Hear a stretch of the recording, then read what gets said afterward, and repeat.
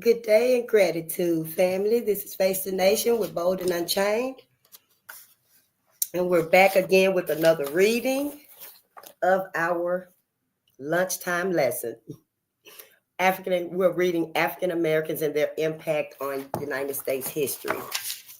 And I would like to say thank you all for your patience and your presence. And we would like to get started. Bolden Unchained is here to assist Black America and Black media in the uncovering of the many agendas, events, projects, operations, codes, laws, bills, acts, compromises that are targeted against Black America. Bolden Unchained is here foremost and finally for the well-being and the welfare and the sanity of Black America. At Bolden Unchained, we are concerned that Black America isn't aware of the agendas. Black America isn't aware of the illusion of inclusion. And Bolden Unchained is here to assist Black America in that means. We are not here to perpetrate the many distractions of celebrities and outside influences, unless it's to tell and to share, to expound upon what those outside influences mean and do to us as a collective. As a collective, individually, some of us are well off, some of us are well. We're okay individually. However, as a collective, we all must be okay. As a collective, Black America, we all must be okay.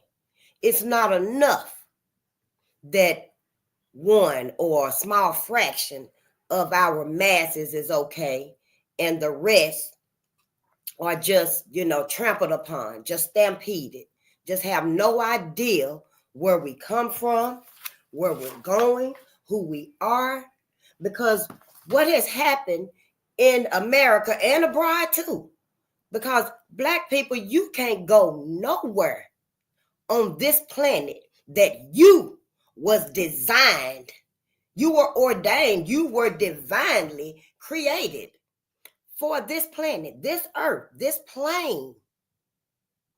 You are the first person here.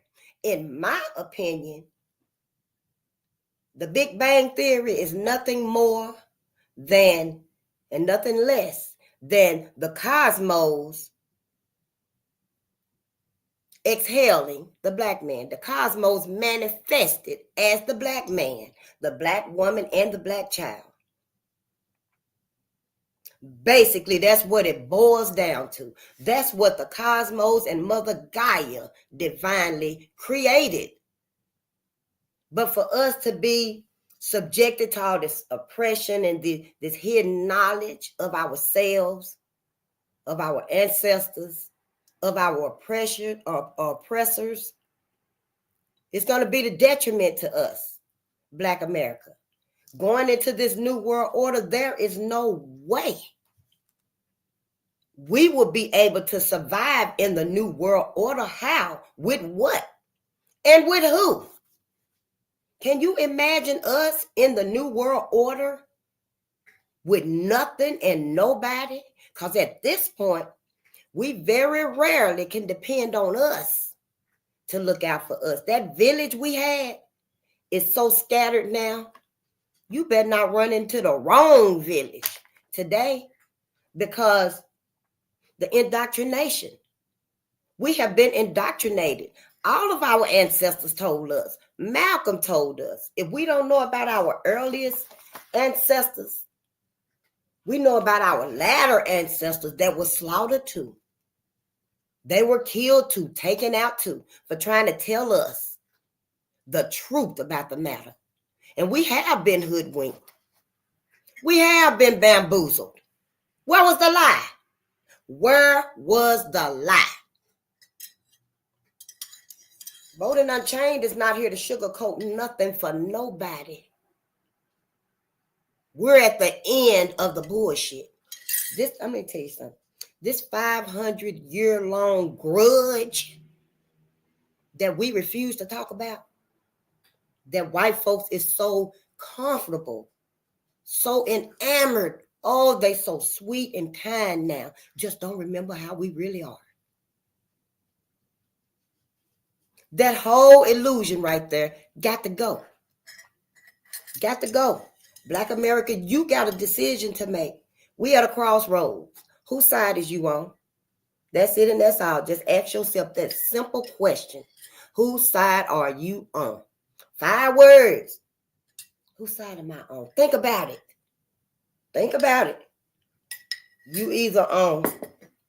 I'm going to give you the answers. You ain't even, all you got to do is choose. You either on your ancestors' side or you on their oppressors, their enslavers. This was the demon. This is the demons that we got to decide. Everybody else is going by this demon's teachings. What this demon wants and desires and craves. Everybody else know whose side they on. They on this side.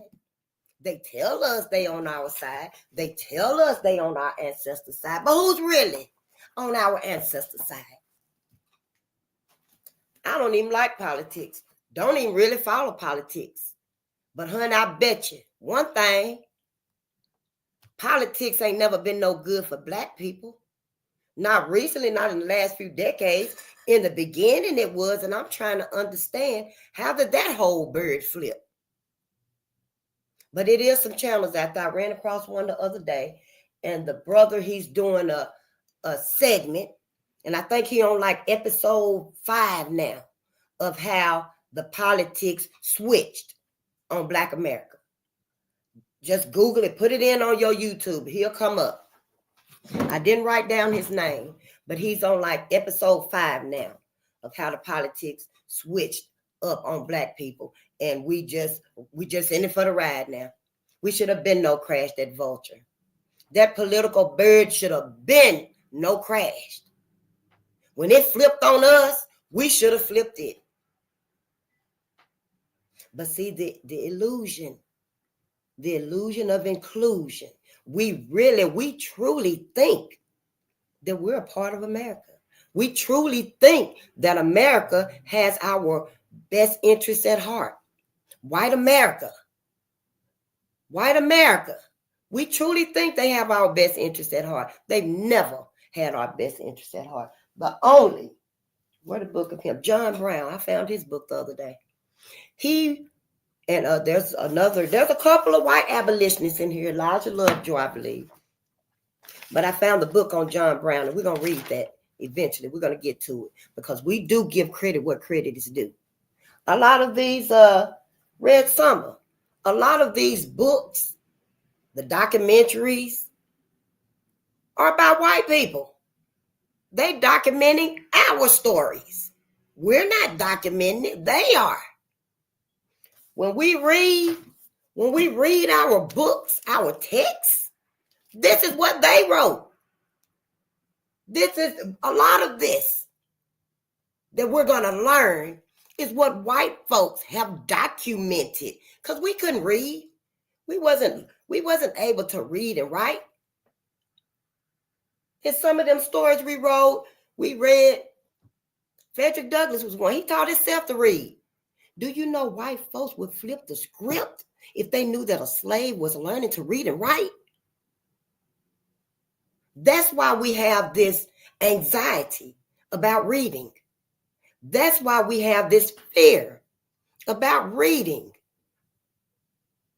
That's the sole reason, the first reason, because we invented motherfucking reading and writing and arithmetic and astrology and medicine, everything.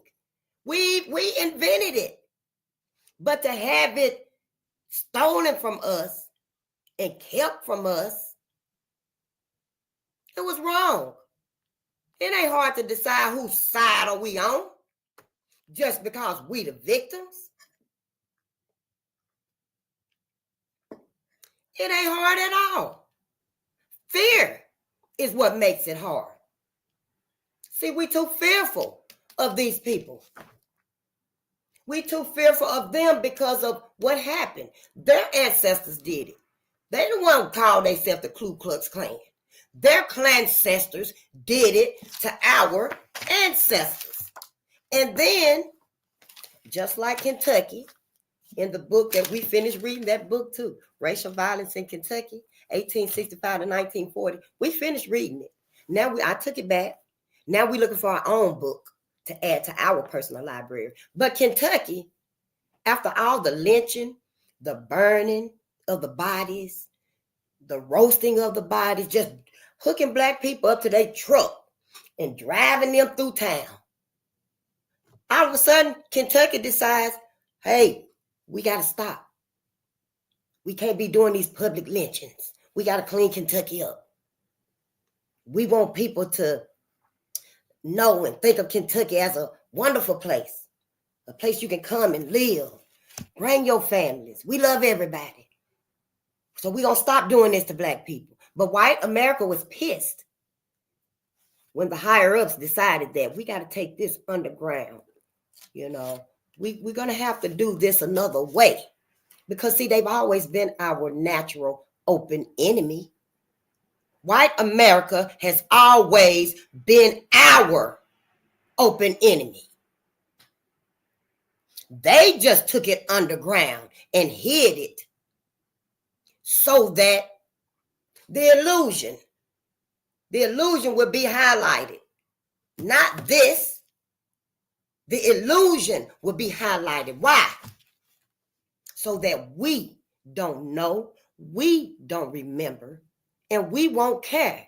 But we must care. We gotta care because nobody else cares. That's the reason why we can go anywhere on this planet and everybody looking at us like we got 3 goddamn heads. Everybody in the world looking at us like we got 3 heads. And Donald Trump, he exactly what everybody been waiting on. They sick and tired of not being able to say, get out there and work. You can't go home till you done with this. Put your baby down and feed mine. You know, that's what white America want. Everybody know it. Everybody hope white America get what white America want. The whole world, they on white America's side. And if history does, and we read in that book, the book we read now, this one, how history will repeat itself under certain circumstances, certain situations, certain setups. History will motherfucking repeat itself. Now, we didn't start with the beginning of slavery. We didn't go back to before slavery because we the first person that was here. We have no beginning, no end. Black America. It's all an illusion. But it took me a while to get here. That's why I started right here. I started at the hurt. We are in the thick of what the fuck happened to Black America to cause our disconnect, to cause our disunity, to cause our self-hatred with each other. Because, see, we don't feel like this about other people. We only feel this animosity, this hatred, this I don't like your ass. Why you looking at me? We only feel that angst with us because that's how we was indoctrinated. Now, I don't know if it's because we felt like we didn't fight back, but baby, we fought back every motherfucking day. Do you know it took our ancestors a whole year to get that next chance to fight back and escape? Christmas, these holidays that we celebrate, Christmas was one of the main holidays. Our ancestors had to wait, but that whole year they were planning. When these motherfuckers get drunk, When they motherfucking asses get drunk in the big house, it's time to go. It is time to go. But they had to wait a whole year, hoping and praying didn't nobody wimp out and go tell the missus that, yeah, all year we've been talking about leaving. We've been talking about escaping, and I know y'all love us, missus, and you treat us like you do because you have to, but we've been planning to escape and done told on everybody.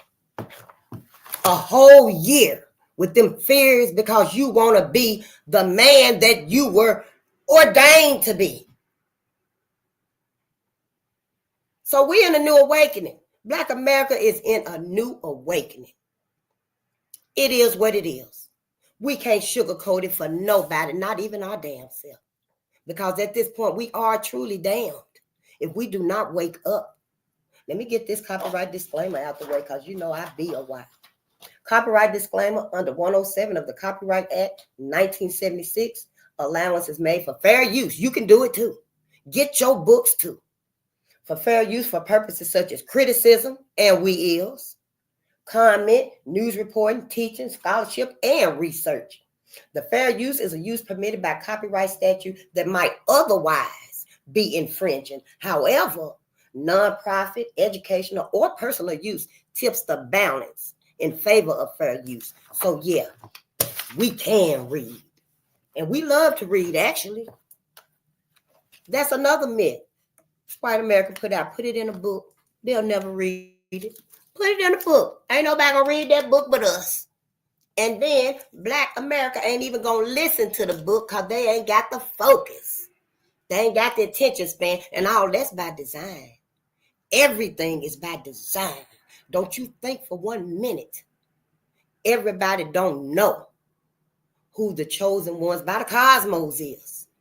The cosmos. I don't put the cosmos in no box no more. I'm done with that. I am done with that.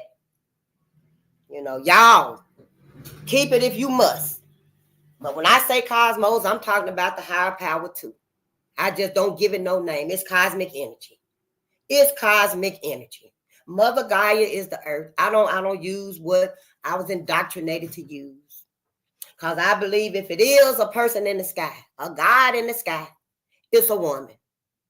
It's a woman giving birth to stars, planets, giving birth to the, you know how we see the sun shooting out them solar flares and stuff? Well, if you got a telescope, we got one back there, a little small one. But anyway, you can see solar flares from the sun, giving birth to life in the universe, in the cosmos. It's giving birth all the time. Right now, the cosmos is birthing a new star or a new planet. This is just one universe, y'all. It's a multiverse out there. More than one universe is out there. We're just one universe. It's deeper than what we were told and learned, and we wasn't told much, because we know some of us in some states, some areas got real good education. Some books probably was in their libraries. Ours was. Our education was very motherfucking lacking. And if the ancestors have me to confront them, those teachers, I would do it. I damn sure would. But they haven't they haven't pointed me to do that. They pointed me to talk to my people and let us know that we got to remember. We got to wake up. They doing it to all of us. They telling you to do it. You just ain't doing it because you're scared. You ain't doing it because you're worried about white America. When ask yourself, if white America truly cares, if white America sincerely loves Black America, then what's the problem? What is the problem? You know we ain't going to retaliate on you because, one, we ain't even that type of people. Our ancestors that fought back and escaped, they were escaping for their physical life, for our physical life, for our future. They wasn't escaping so they can get together, come back and kill all y'all asses. not what our ancestors was doing. Our ancestors was fighting back to escape so that they can live, make changes for us. We ain't never been no vengeful people. We hate each other. Don't get it twisted. We hate the hell out of each other. But we don't hate white America. We love white America so much. We can't even believe they did this. We can't even believe they did this. We don't want to read it. We don't want to talk about it. We don't want to remind them of what they did in case they do it again. And truth be told, if they're going to do it again, they're going to do it anyway. We just going to be still unknowing. We ain't even going to see it coming. We ain't going to see it coming. And Trump, all those people, even us, because we don't know no damn better. We ain't read nothing. We ain't studied nothing. We ain't researched nothing. I was down there at the North Street, at the Open Street Broadway. When I got the flyers about project, everybody was down there. A lot of organizations was down there. One of our allies had a flyer for Project 2025, so I got some of them. Start getting them out to our people. Oh, well, we ain't worried about that. We don't know about Project 2025. Oh, that ain't us. It's telling you right there on the flyer, they finna cut, eliminate the Department of Education. Who gonna be reading to these babies? We supposed to been reading and teaching our kids anyway. And you know kids is a baby goat. You know kid is a baby goat. These folks got us calling our babies kids. All this language and stuff, except every other word we speak is a curse. I'm going to leave that right there. But the whole thing is we got to wake up. You know, I don't want to get too distracted because you know I will. But let's get to reading because we're going to finish this right here. And then we got some other things we're going to learn about Black America too, our heroes, our sheroes. I wanted to go back and read about, we've been learning about the Black men, our heroes. Yes. We started learning about our Black women too. Harriet Tubman, how she came through and saved Charles Nails. All of them did. And white folk were getting it. They were getting it. But every time they snatched him, Black people were right there to get him back. Oh, poor Nails. Ooh, just to look out and see that throng of people out there. Hell, you know, like 10,000 of them were angry white folks because they wanted him back. They were like, send him back to his master. Black people were like, no, you ain't going nowhere. And Harriet was right there. Oh, man, it was wonderful how they saved Charles. Yes, they did. And so we just turning our focus just a little bit to our Black women, us, how we were so effective. We were so efficient, on time. We were focused. See, we knew whose side we was on. Man, and this right here is Black military women. And we read about her yesterday. Mary Talbot Burnett. Yeah, Mary Talbot Burnett. I know some Burnett's. Yep. And this to y'all. The African-American women played an outstanding role in the military services of this country. Black people fought in every war. They didn't even want us to fight in the war. The war was about us, but it wasn't because of us. But it was about us. But they didn't even want us to fight in the war. Had us just sitting there, twiddling our shoes and, you know, shining them up and getting ready and stuff and just being around and stuff. And they were like, put the Black men in the war. Let us fight. We're here to fight. You're going to lose this war because you don't want to put us in there to fight. But when they did, we showed our domination. We dominated everything. Black folks dominated everything. That's how the war was won.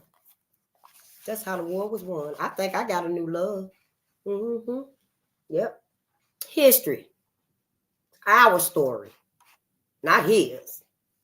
See? Yeah. One of these, okay. During World War I, Black women helped in the war as members of the Red Cross, Women's Auxiliaries of military unions, and canteen war workers.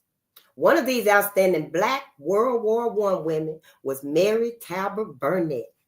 She was a patriot worker during World War I and Red Cross nurse with the American Expeditionary Forces in France. Mary Talbot was born and educated in Oberlin, Ohio. At the age of 19, she received her bachelor's degree and went on to earn her PhD from the University of Buffalo. 19 years old. See, we were so focused. During World War I, Mary Talbot Burnett enlisted as a Red Cross nurse and saw active duty in France. When she returned home from the war, she found that America was still the country that prevented African Americans from enjoying equal rights. America, why? She began to help in the struggle for Black rights. From 1916 to 1920, she served as president of the Colored National Associations of Women's Club and director of the National Association for the Advancement of Colored People, the NAACP. It wasn't just our Black men, our Black brothers. Black women was out there too. We knew whose side we was on. We sure did. A lot of Black women was the brain behind a lot of things. Yeah, the Black man was very well capable, but when the Black woman came along and gave her input, her perceivings, oh, baby, you already know. You already know it was in our favor. And then the cosmos too. Happy to see us together, working together, getting through it, coming out together, saving each other, loving each other. Well, nothing that could have stopped us but integration, because white America was not sincere. That's what happened. White America ain't never been sincere with Black America. Tell the truth about it. Just tell the truth. Because if white America was even this much sincere, we would have more people that's not against Black America being okay. Why everybody want to see Black America in the mud? Why? White America did it. Done fucked our minds up. Our minds is full of mush.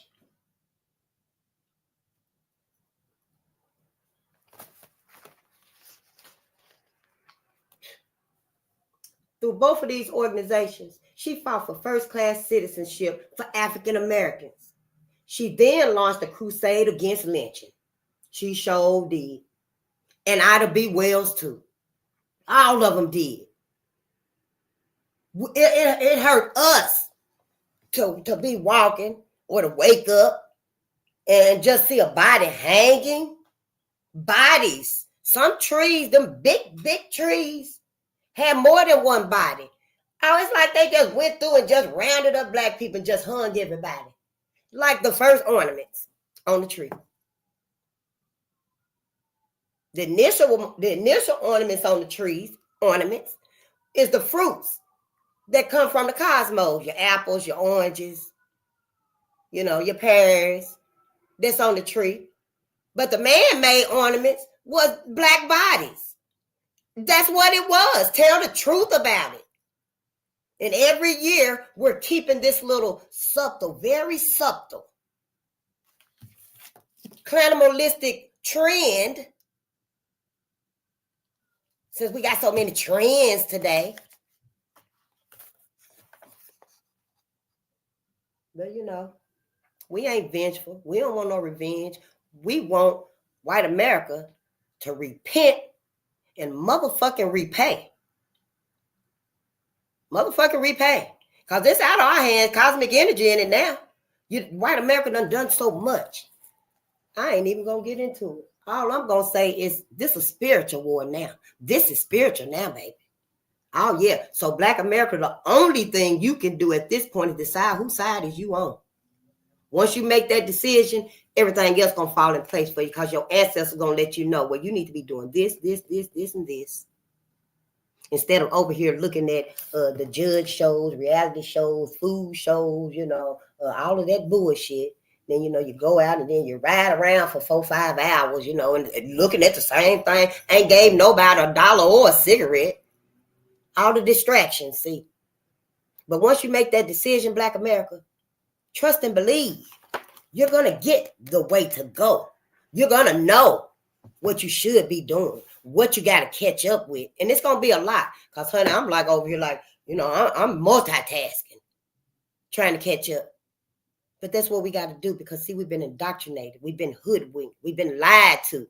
We've been miseducated. It's the truth. It happened.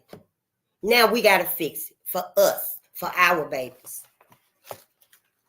One day we're going to talk about this language because I got some choice words myself. Sure do. She then launched a crusade against lynching. She traveled throughout the United States, everywhere, speaking to people, asking them to support a bill in Congress to stop the lynching of Black Americans. In 1922, she became president of the Fredrick Douglass Memorial Association and helped to restore the home of Fredrick Douglass, the great Black abolitionist, speaker, and leader. Fredrick Douglass. You know Fredrick Douglass. In 1920, we'll talk about him in just a minute. In 1920, she was a delegate to the International Council of Women in Norway. In 1922, she was awarded the Spingarn Medal. We hear that a lot, the Spingarn Medal. We don't have to look that up. Afterwards, she traveled throughout Europe, speaking on race relations and women's rights. But one thing about it, our sisters, they kept moving. They kept moving, fighting for us, fighting against this system that's always grinding on us. Because Neely Fuller, Dr. Francis Cress Welsing talks about him a lot, said that this system don't never sleep. It don't ever sleep.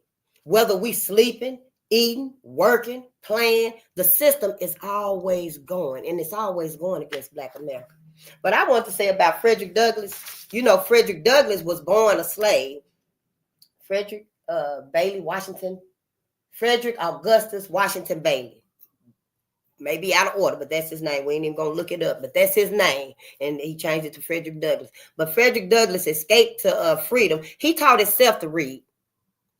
What he did was he told some of his white playmates and stuff, the other kids, because white kids could read and stuff. They would be practicing. Hey, let me give you this marble or this pretty rock I found and teach me the letters and stuff. So his memory was so sharp. See, our babies is so intelligent. Their mind could pick it up just like that. And he would remember when he get to himself, or he go off, he would do it himself and further solidified in his mind. See, we got out of touch with what we need to be doing, and we made it seem so hard and difficult, but it's not. Fredrick Douglass became the greatest speaker ever. And before him, it was Charles Lennox Remond. He was considered the greatest speaker ever until Fredrick Douglass came along. See, we are so awesome, so excellent in all of our traumas that we've been through. We might find a book about slavery, the depths of slavery, but I know we're going to read some slave narratives. We're going to go through this whole hurt. Where the roots of this hurt is, we're going to go all over this tree. Yes, we finna go all over this tree. Because them roots, they spread out. Roots go everywhere. They go far too. And that's where we at right now. We are at the roots. And we finna see about this hurt right here. So yeah, we finna be examining Black America. But we finna be examining white motherfucking America too. Your ass ain't getting away. It ain't over. It ain't over. No. Because see, the new world order that they putting out, I'm getting off track, I'm rambling now. The new world order that they putting out, all of this futuristic stuff. Now the cosmos is in on it. Because see, that's out of our scope pretty much. And then the Pope or whoever that man is done opened up them portals in the universe. See, all of that ain't supposed to be invaded like they doing it. So I just want to say, Black America, for all your religion, you better start thinking about it in the Black view. You better start using your third eye, because everything is about Black. Everything that we look at, everything that I look at and go through on TV, right down to the astrology, the medicine. I mean, everything. It's about blackness. It's from blackness. The greatness of it, the fruitness of it, the juiciness of everything in life is blackness. White folks just took it and made it theirs. But once you see that everything is about the chosen ones, then everything becomes much simpler. And don't forget, your ancestors going to tell you, cosmic energy going to tell you what you should be doing, where, how, who. So now we can be as poor as we were in slavery. Because we were poor in slavery. We didn't leave them plantations with much. What, a bag and a potato, a jug of apple cider. You know, walked off them plantations with our babies and stuff, and the master sitting there, he crying with his face red. If you please just stay, I'll treat you better. I'll pay you. I ain't never been that hard on you like some masters. And the missus sitting there with her baby, and she don't even know how to hold the baby. She about to cry too. She wanna tell the black women, come and nurse this baby. Where you think you going? But see, we had been freed. Our ancestors had been physically freed. It took a while to get free. Because they knew when them black people walk off all these plantations, we need to have a system in place. We need to cover all the bases. That's what Neely Fuller was talking about. It covers all the bases. Religion, he said 9. Religion, sex, labor, education, medical. Seem to be 4 other areas. We'll come across them. That's because while they knew, oh yeah, they're going to be free. We got to hurry up, get these little agendas in place. We got to hurry up and sabotage them before they get out here. And they did.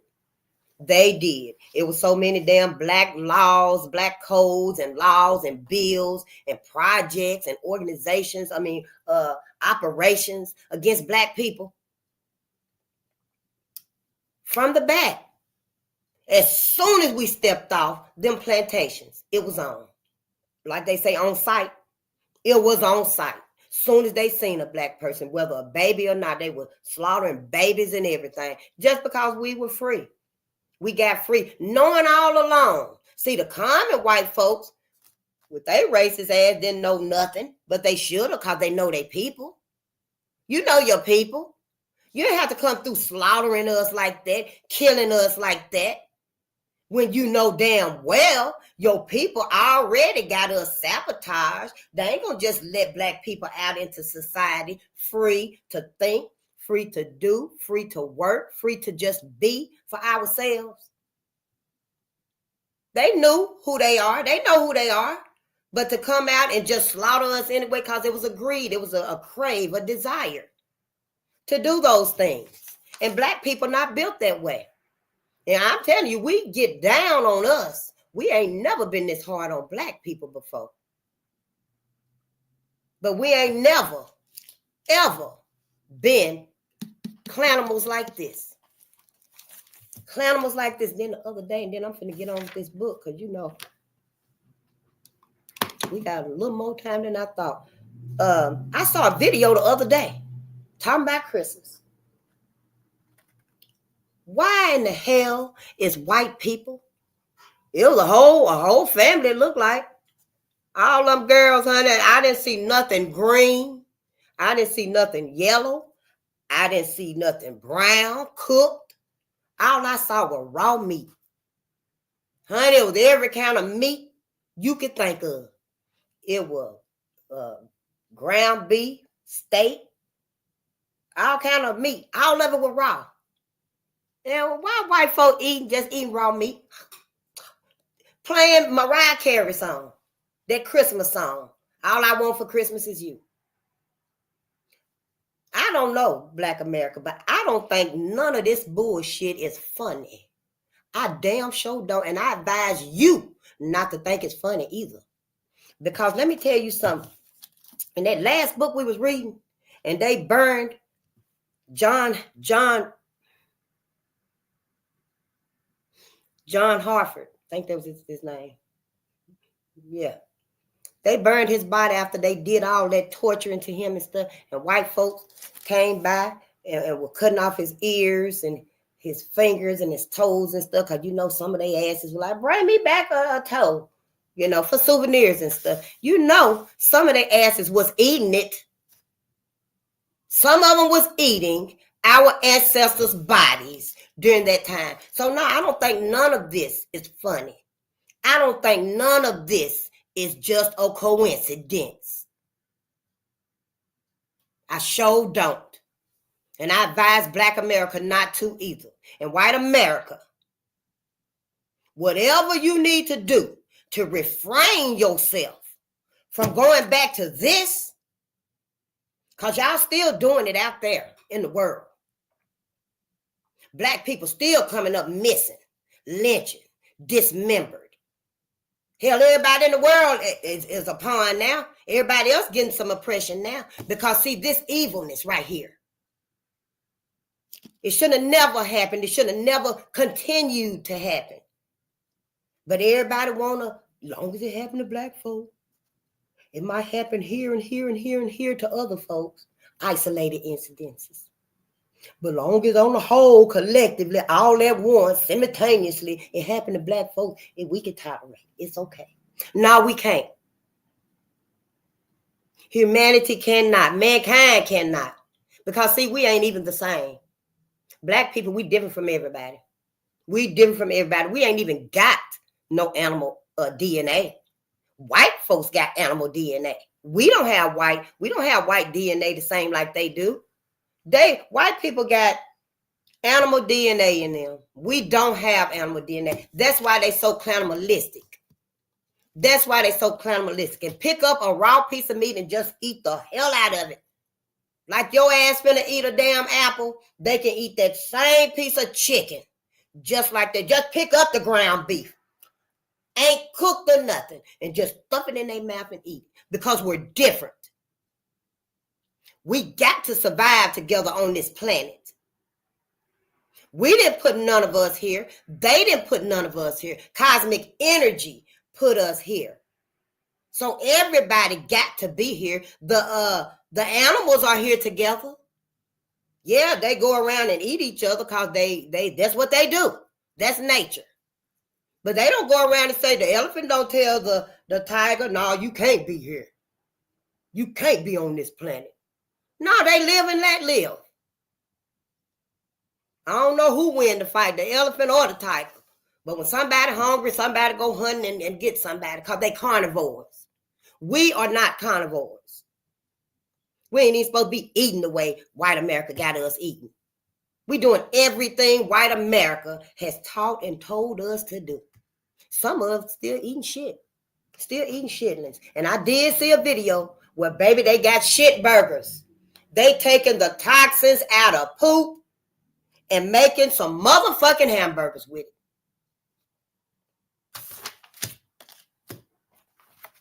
it. Oh, yeah. But let's go through a few of our ancestors, our saviors, because they saved us. And the greatness that they did. Now, y'all remember the abolitionists, Robert Purvis. We heard about Harriet Tubman. You know, she saved 300 slaves because Harriet was going back to get them. Going back to get the slaves. Taking them to freedom. Say she saved like 300. Probably was more, you know.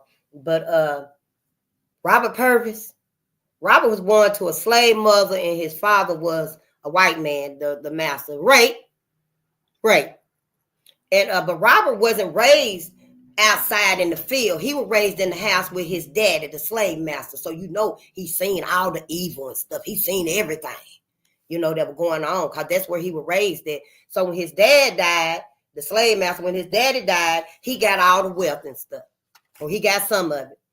He got enough of it. And what he did was he helped his mama people, the black people, with that wealth.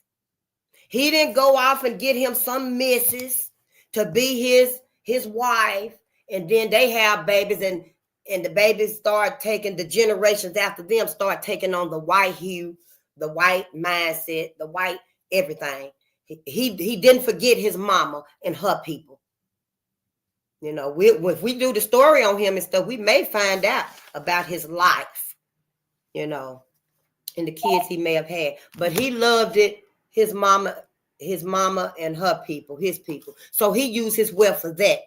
And don't you know, he took that wealth, honey, and every day for 30 years, he put a slave on the Underground Railroad. He kept a diary from 1831, a journal, from 1831 to 1861.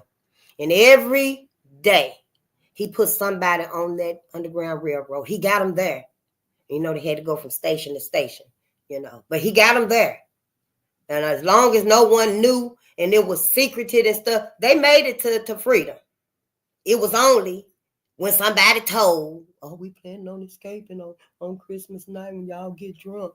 Unless something like that happened, they did make it to slavery. But 9,000, honey, he freed 9,000 slaves just by putting them on the Underground Railroad. Then there was Samuel Cornish. He was the first black man to invent the newspaper, the first black newspaper called Freedom's Journal. Yep, and we know about Ida B. Wells. We're going to read about all of us. It was many black newspapers that was talking to us, that was teaching to us. Black media. That's why it's important now, allegedly 2025, because you know they changed the calendars. But it's very important now that we find some black media, y'all. Find you some motherfucking black media. White media is not going to tell you nothing. They're going to keep you down, depressed, disgusted, denied. Find some black media. You got to find some black media. You still go to your white media, your white news, because you know they're going to be telling each other what's going on too. But on the whole, we need to be listening to black media. We do. Then there was William Steele. William Steele, and I got, you know, he saved 649 slaves by getting them to the Underground Railroad too. Yes, he did. So see, black people always fought back. We always fought back. That's another illusion, another myth that we let slavery, we let racial violence happen. Black folk were fighting back during the racial violence, during the lynchings and stuff. But white America ran a lot of the families out of town. You know, it was very hard to fight back, but we had some black families that were fighting back every day. Every day. During that whole year, while they had to wait till the next Christmas to get away, black people were still doing stuff in the interim. Oh, yeah, they was rebelling back every way they could. Then we had William and Ellen Craft. Now, Ellen could pass for white. And William was her husband. He was a black man. How they got to freedom, because they had been thinking about it. How can we get to freedom? Can we get on the Underground Railroad? But what if this happened? And what if that happened? Well, I think we could do it ourselves if we come up with a really good plan. And they thought about it and thought about it. And the ancestors told them, well, Ellen, you can pass for white. You could be the white woman and he could be your slave. You injured because she had wrapped her arm up so she didn't have to sign nothing. And since she was injured, she didn't talk much, you know, and he was her slave and he would speak for her. Well, I'm taking Miss to such and such for her operation, for her appointment or something like that. So they made it to freedom. Yes, because see, black people, we had to be so creative. Do you know you know how fabulous we are with braiding hair? Black people would actually braid the escape route in our hair. In our hair. The escape route is braided in our hair. Some of them designs that look like stars bursting probably was trees. Yep, and that right there is the river bend. You know, we so creative because we're nature. We're natural. We're not man-made. We're not a clone. We're not a craft or however they made the white man. That's not who we are. We are nature. We are natural. The original. Human. H-U-E. Human. The hue. The hue. It's all about the hue. I don't know why white folks got all these reasons why they hate black America. I don't know. And they won't tell us. But obviously, it's something we ain't got no control over. We didn't decide who get to go out in the sun. and who can't. We didn't decide who can have babies with everybody and who can't. It's not our fault that white people can only procreate with white people to get white babies, while everybody else can procreate with everybody and get brown babies, even white folks, which prolongs life. However, white and white don't really prolong life. It kind of inches it along. You know, it's not the progression that everybody else has for bringing life and stuff, you know. But that's not our fault. And that's not their fault either. So why all the hatred? I just woke up myself. I just woke up too. But when I did, they told me what to do. They told me what I got to do to catch up and to be there for Black America. They let me know. I got to decide whose side am I on. We still got to survive on this planet with them. Hell, it ain't like we truly going to be separated. No, we still going to see each other. Hell, you still got to go from A to B to get to Walmart. And quit going there. Hell, take your ass to Costco. We still got to go A to B to get to the dentist's office, to the grocery store.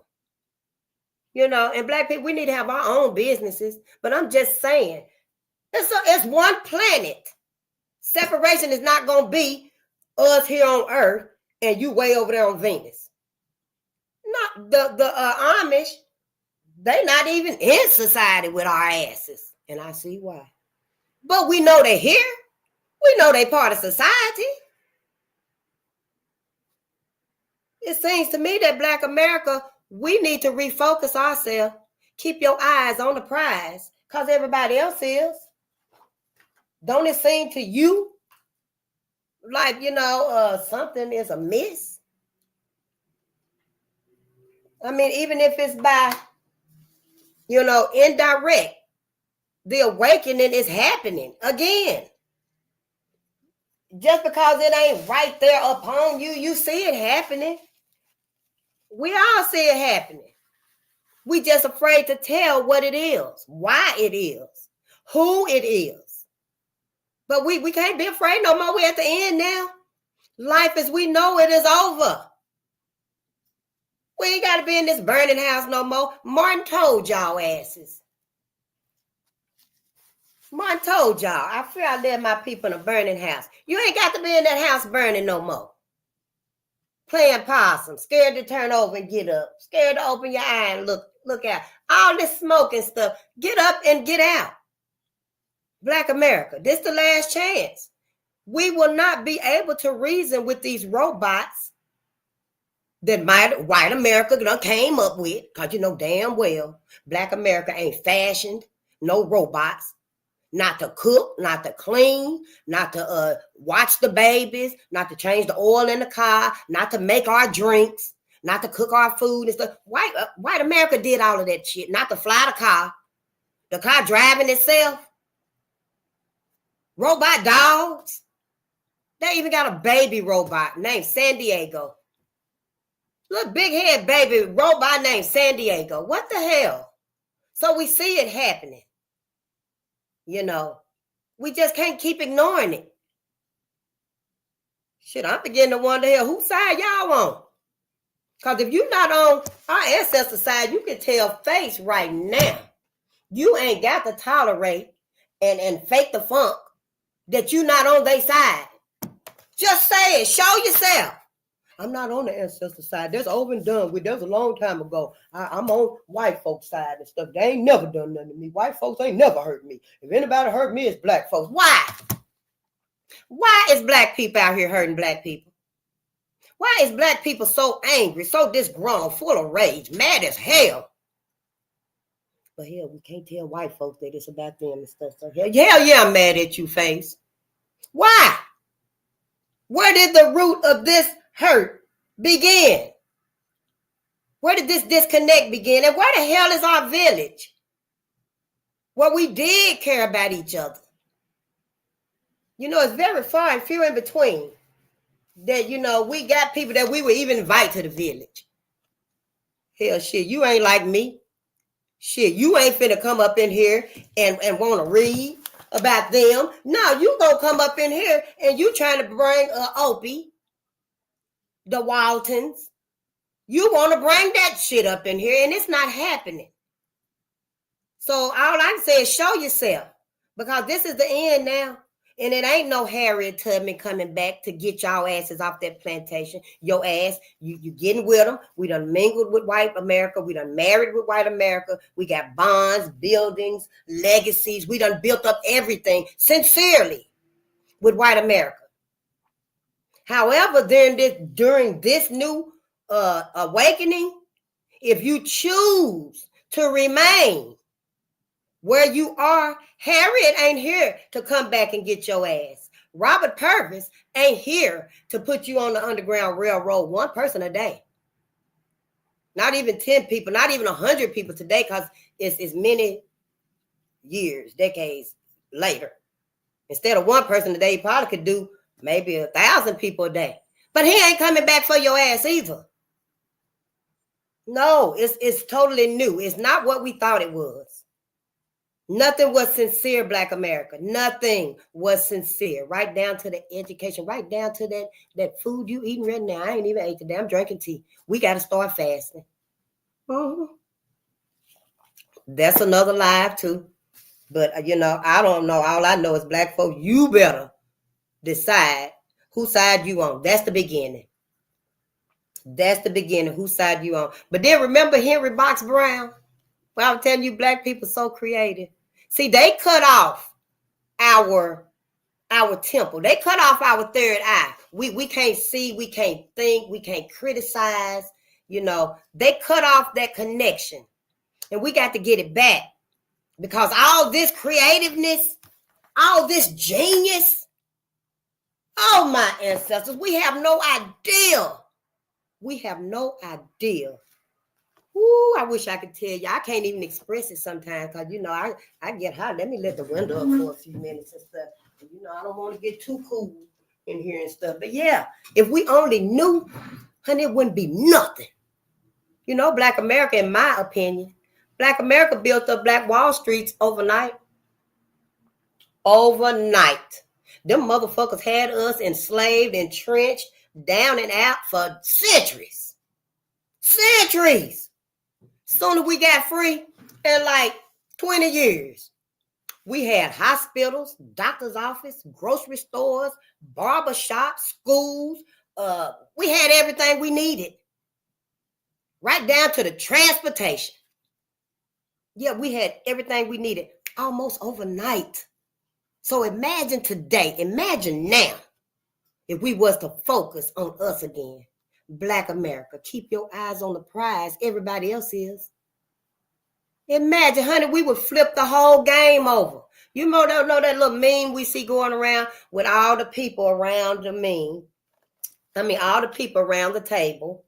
All the people around the table. And Black people under the table holding it up. You seen it? I seen it a couple of times too on my old Facebook page. I had shared and I never forgot it. But imagine what Black people, Black America did with Black Wall Street almost overnight. Imagine if we was to get that same mindset today. That whole table. It probably won't even flip. It probably just disintegrate. Yep. Once we stand up, it probably just break to pieces. But we can do it. Because this is who we are. This is who we are. We just have to decide whose side are we on. All that creativeness, I already know. All that creativeness, that geniusness is right here. It's in you, it's in me, it's in us. Henry Box Brown, whoever would have thought? He would think it too. How can I get to the Underground Railroad? I'm scared. I don't know who I could trust. I want to tell my family. I want to tell my girlfriend, my wife. When we study each and every one, then we'll learn if they had a wife, the family, because a lot of Black people were sold off. So it could have just been him by himself because he was an adult by then. But what happened was he couldn't trust nobody. He had maybe his little handful. I got 2 real close friends. Just 2. I don't only two. If I ain't with them, I ain't with nobody. If it ain't them grandbabies. He had his few friends, probably one or two. Hell, he didn't need but one of them to nail it shut. He mailed himself to freedom. Who would have thought to mail themselves to freedom? They made a little box, wasn't really big, and he crashed down. He got in the box and he scooted down. He had him a few biscuits and a little flask of water because he didn't want to eat and get too full, you know, because I think the mailing took like 36 hours or something like that.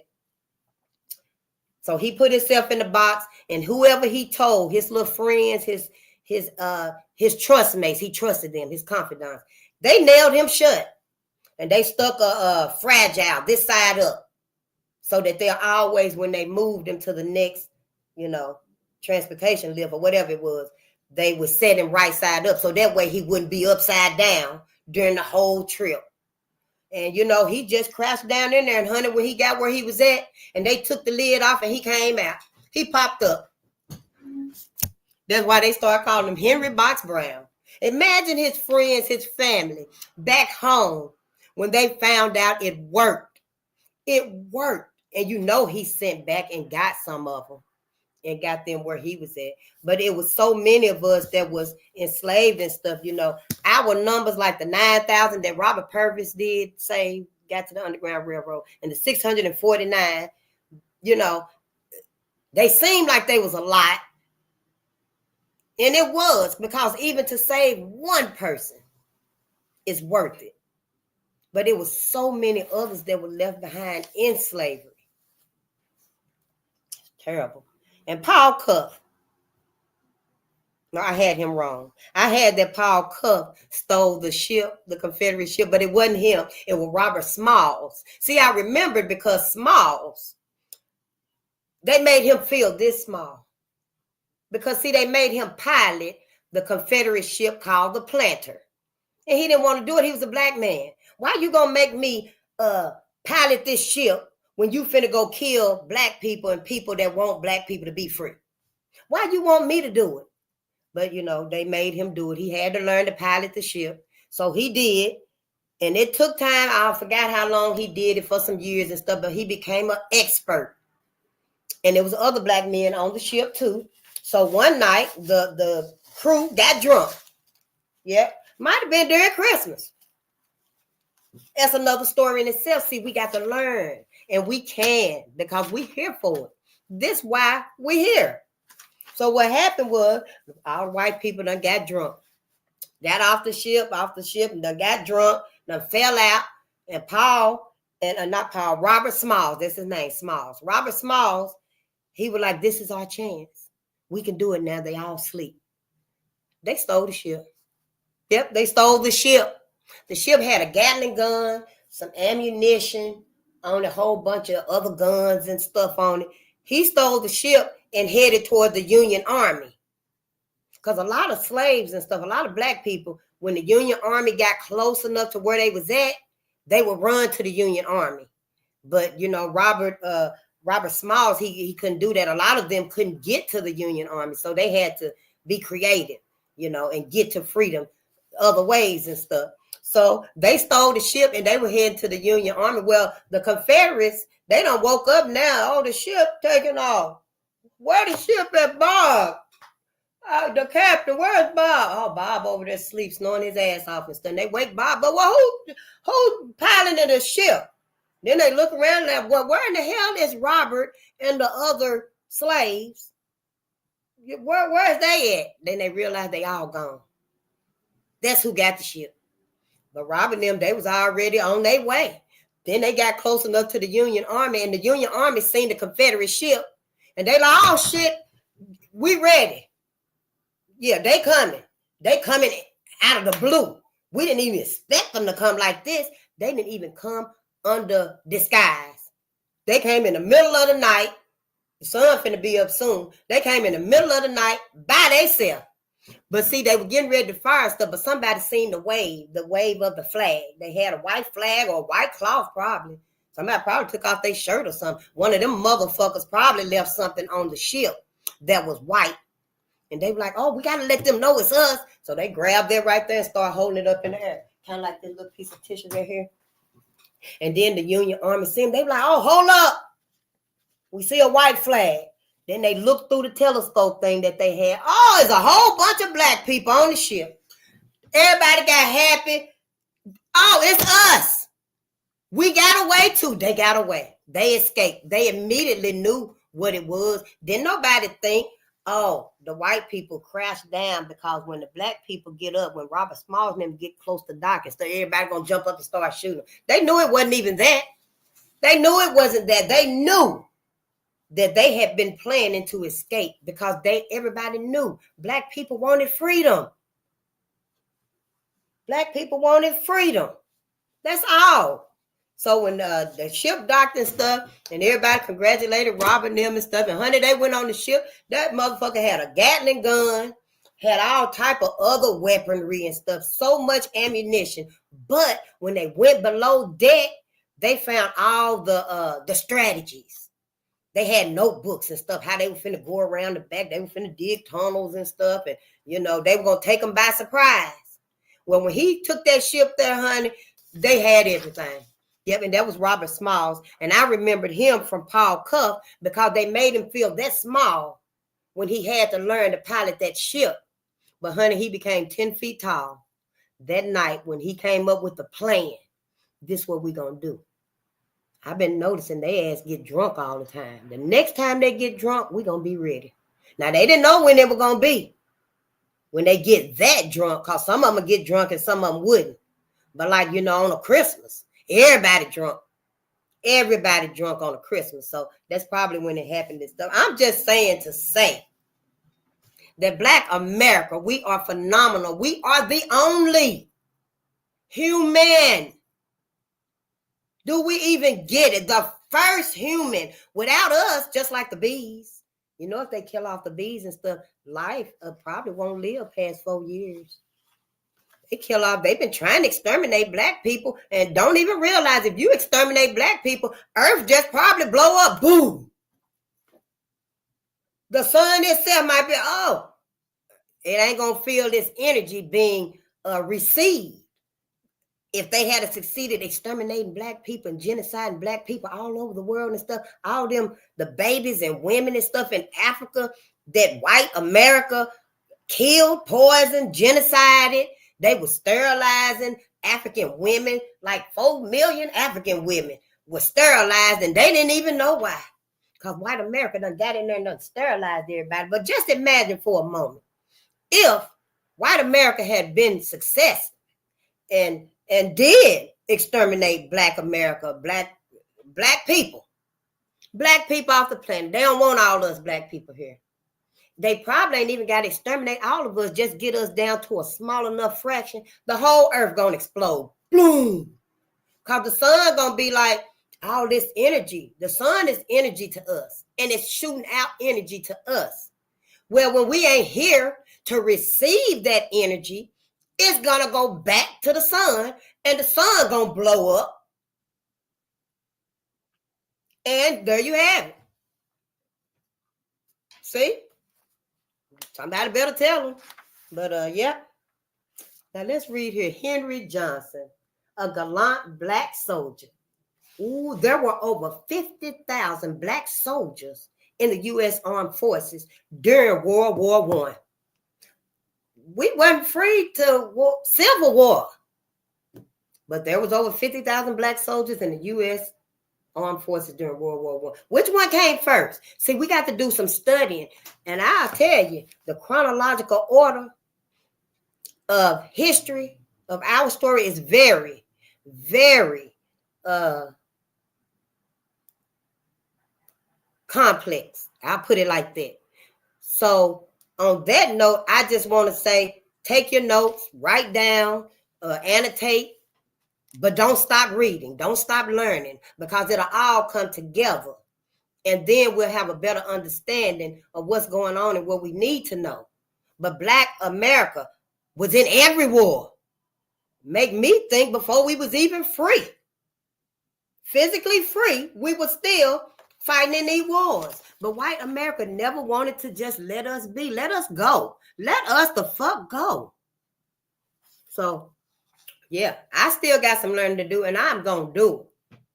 Sure will. There were over 50,000 black soldiers in the U.S. Armed Forces during World War I. Oh, they was in the armed forces during World War I. We need to find out when that was, and I will. We're going to read this book again, actually.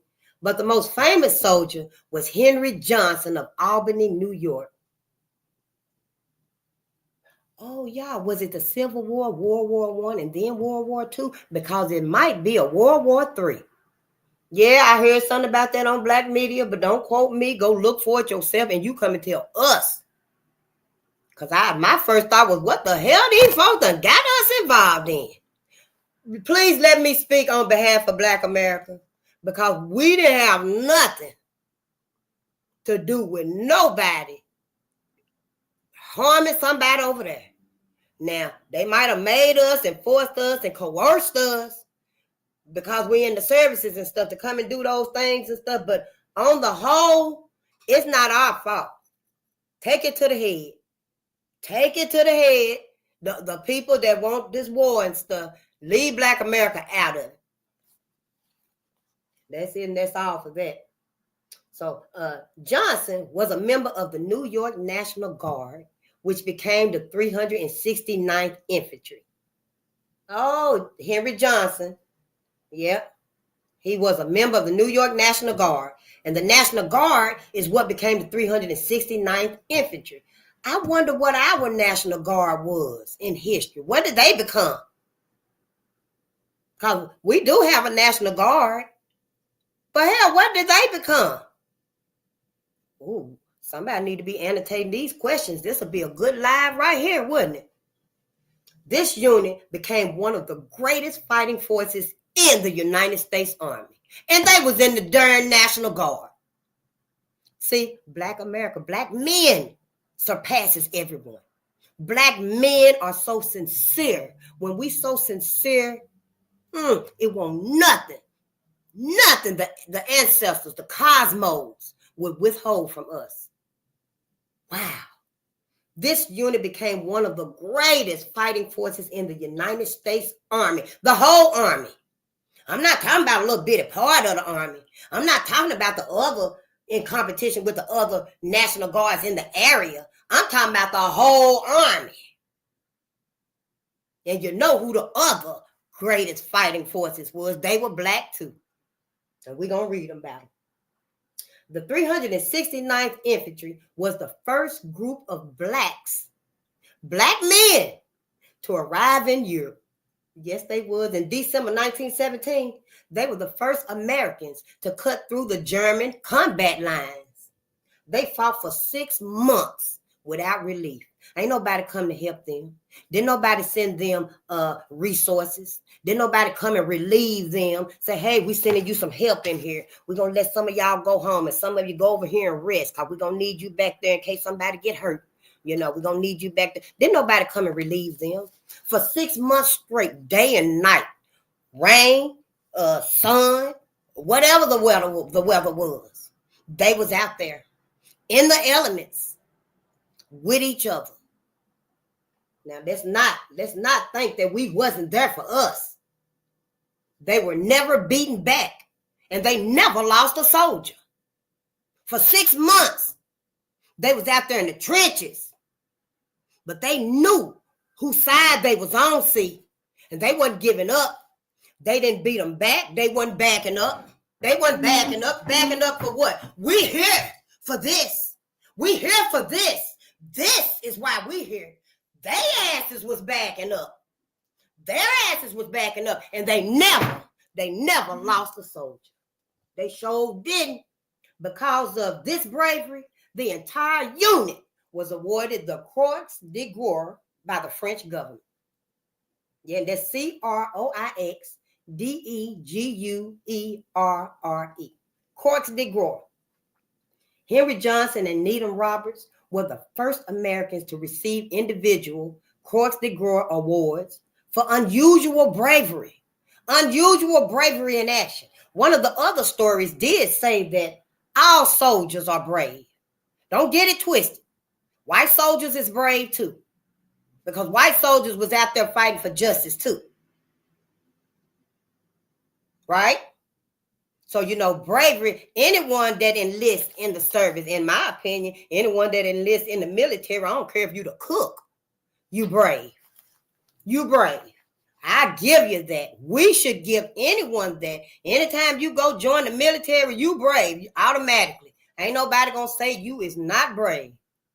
But that unusual bravery, that over and beyond bravery, that bravery that is born, it resides right here, that belonged to the black man. So did, and it do. While on guard duty late one night on May the 15th, 1918, Henry Johnson and Needham Roberts fought off a German raiding party. Oh, the German must have snuck up on them. Ain't that some shit? 20 Germans attacked the post with grenades. Oh, honey, they were throwing grenades.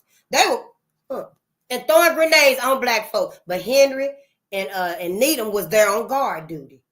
Oh, man. Both Johnson and Roberts were wounded.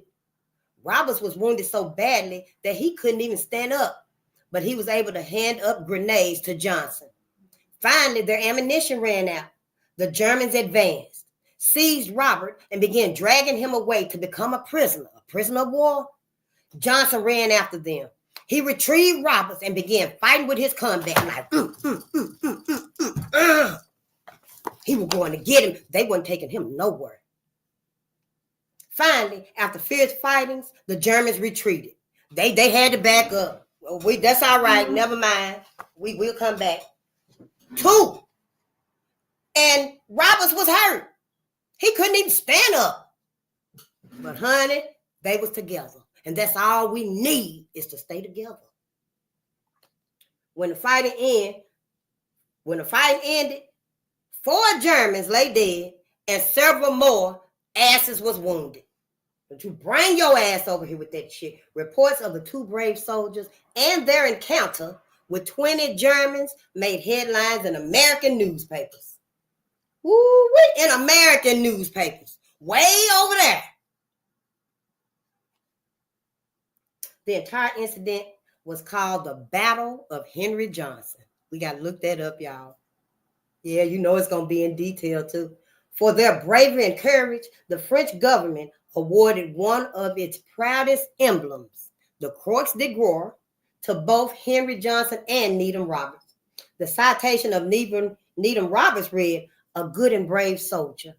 The citation for Henry Johnson read, "A magnificent example of courage and energy." And energy.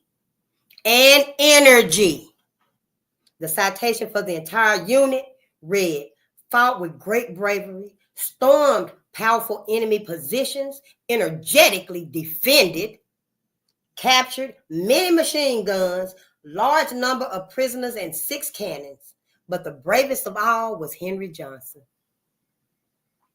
Yep. And I don't know if y'all can see this picture right here, because this is one of the grandchildren books that we read right here, because we need to learn about our heroes too. But look at them, 2 black men together. And he wasn't losing his brother. He wasn't letting nobody take his brother away. A grand celebration. In February 1919, a grand celebration was held along 5th Avenue in New York City. I know it was beautiful too. So many people, the colors, the vibe. Oh, I bet it was marvelous. Thousands of Americans jammed the streets. And this was in 1919. We were still, being fucked around and hurt and stuff like that. But this was a celebration. We was holding our own. We was holding our own, baby. Don't get it twisted now. And we still wasn't vengeful. Because we ain't no vengeful people. So thousands of Americans jammed the streets. Trumpets played and flags waved. It was a celebration to welcome home the black soldiers of the 369th Infantry from World War I. Oh, okay, yeah, World War I was after the Civil War, duh. So this right here must have been all black people. I would say it probably was a few white people in there. Probably not, because, they still had that complex about themselves, and us. So this is about black folks, though. The black soldiers had fought hard and brave. You probably can find some books that say that, there's a few important white people there to celebrate the coming home of our soldiers. We'll leave it there. The 369th deserved all of the honors that they were getting back in the United States. They deserved all of the honors. The black troops deserved all of the honors. Baby, family, when I tell you the black soldiers, the black troops went over there and won, it's because of them. See that gift, that cosmic energy that's able to birth stars, and the sun, that gets its energy from the sun. Because the war would have been lost. And then we don't know what would be. But because of black people, black men, they have brought with them one of the best fighting records of any unit serving in the World War I. Out of all the other soldiers, the other regiments that had fought before, that had the best equipment, that had the best boots, the best ammunition, the best guns and weaponry and stuff, it was the black troops, it was the black regiments that outdid all of them, outshined all of them, dominated. It was the energy. Wow. They were the first American soldiers. They were the first American soldiers to be awarded the highest French medal for bravery, the Croix de Guerre. It was given to the entire regiment for gallantry and bravery under fire. In addition, many of the black soldiers earned medals for individual deeds of bravery. So see, when black men came back from the war, they had on all kind of medals. Can you imagine when the black man seen the other black man and he had on his medal, he had on the same medal? If he had on a different medal, black men themselves acknowledged and loved and accepted. It was the white people, white America, that had a problem with it, see. Because, see, they didn't come home with no medals. No, they came home. Thank you. They came home. Some of them might have came home with a medal, but it wasn't that great. It wasn't these great divine medals.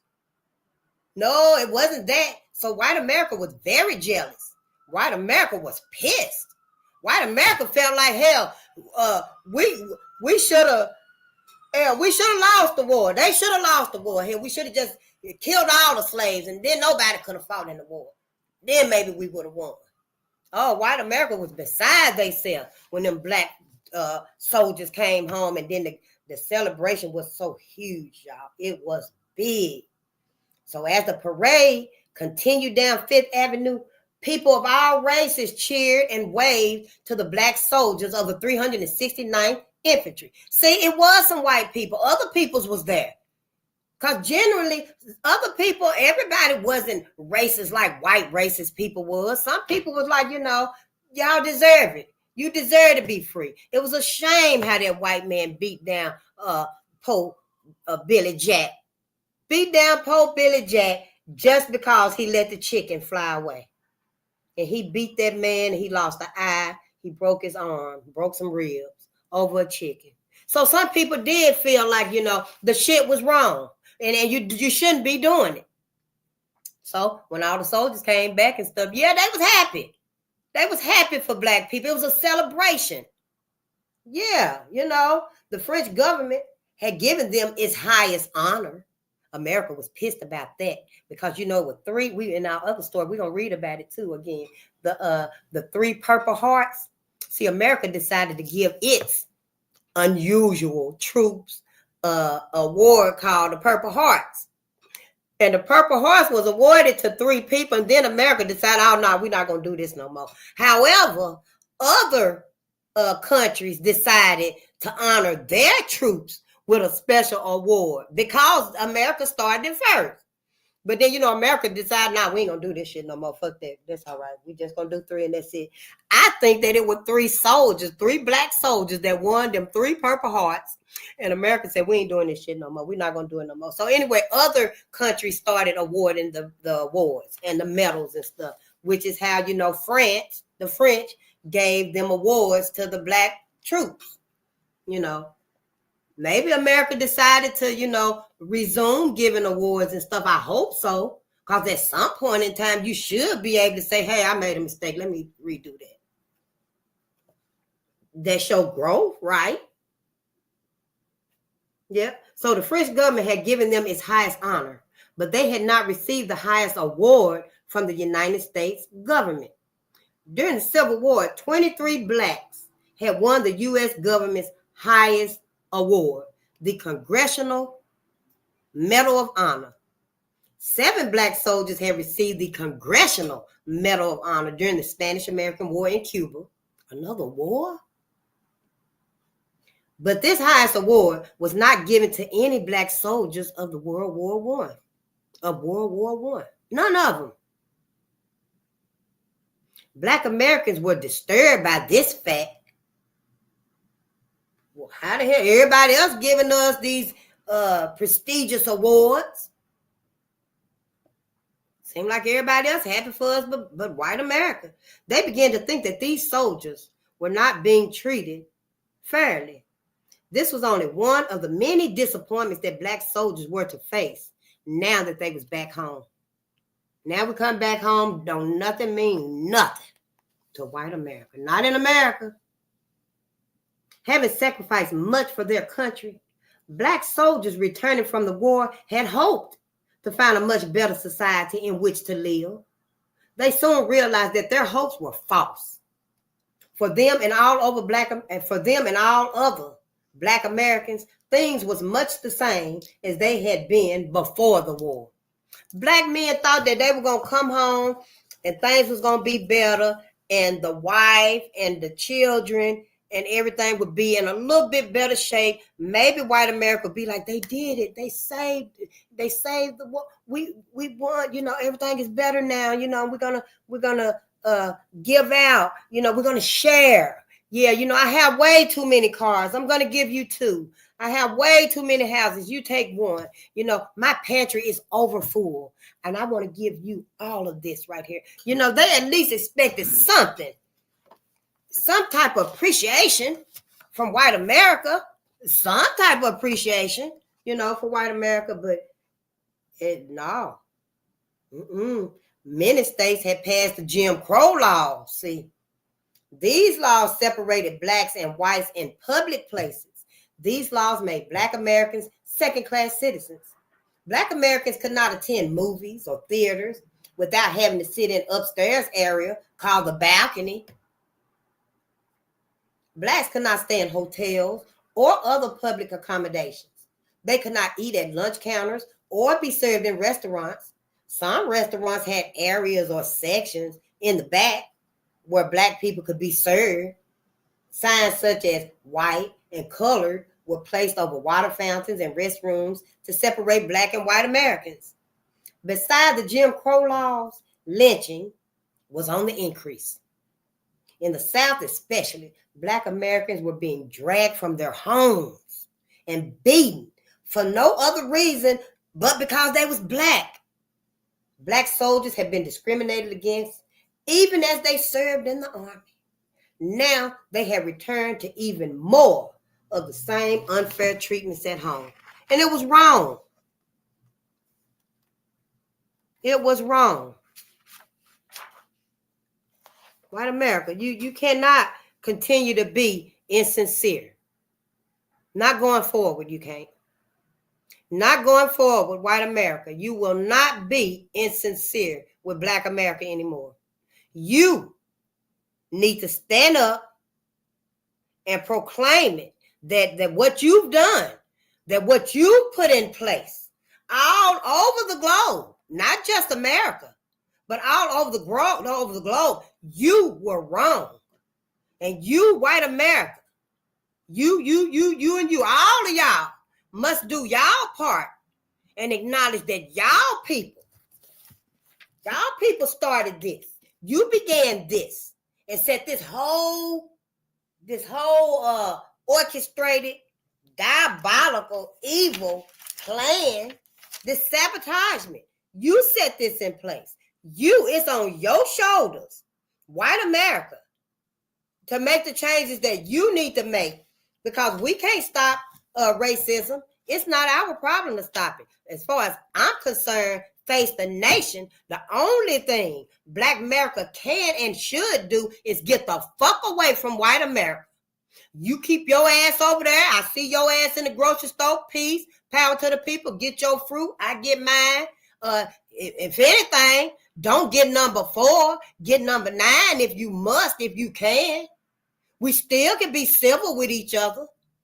I ain't got to sit there and see you getting a fruit with the number 3 on it, which is like for radiation or some chemicals and dyes and shit, and I just let you get it and take it home and feed it to your kids. No.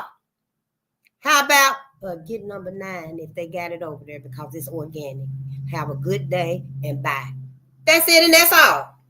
That's it and that's all. Because white America, you don't deserve to be trusted no more. You don't deserve our trust. No.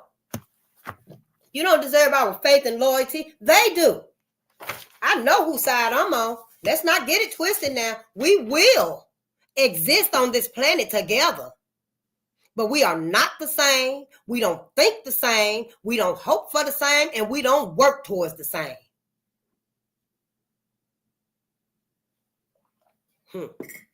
Get y'all books too. We read. Black scholars and scientists. Carter G. Woodson from 1875 to 1950. Carter G. Woodson founded the Association for the Study of African American Life and History. Yes, he founded that association for the study of African American life and history. These are some good books we should get. Percy L. Julian made pioneer discoveries in the uses of soybeans. I thought that was what was his name? I think it was Carter G. Woodson I was thinking about with the peanuts. You know, he came up with 100 uses for peanuts and soybeans. We'll find it and we'll remember this right here when we see how wrong I was or whatever. But Daniel Hale Williams, he performed the first successful operation on the human heart. Here's the story, y'all. A black man performed the very first successful operation on the human heart. On the human heart. His name was Daniel Hale Williams, Hale. On July the 9th, all right. On July the 9th, 1893, a black workman was taken to Providence Hospital in Chicago. The workman had been stabbed in the left side of his chest during a fight. Soon, he went into a state of shock. Medical authorities suggested bed rest, cold, and a drug called opium for such patients. Under no circumstances would a doctor try to do more. Open heart surgery was unheard of. Dr. Dale Hale Williams was a graduate of Chicago Medical College, a division of Northwestern University. He wanted to operate on the patient. However, he was giving it some serious thought because it had never been done before.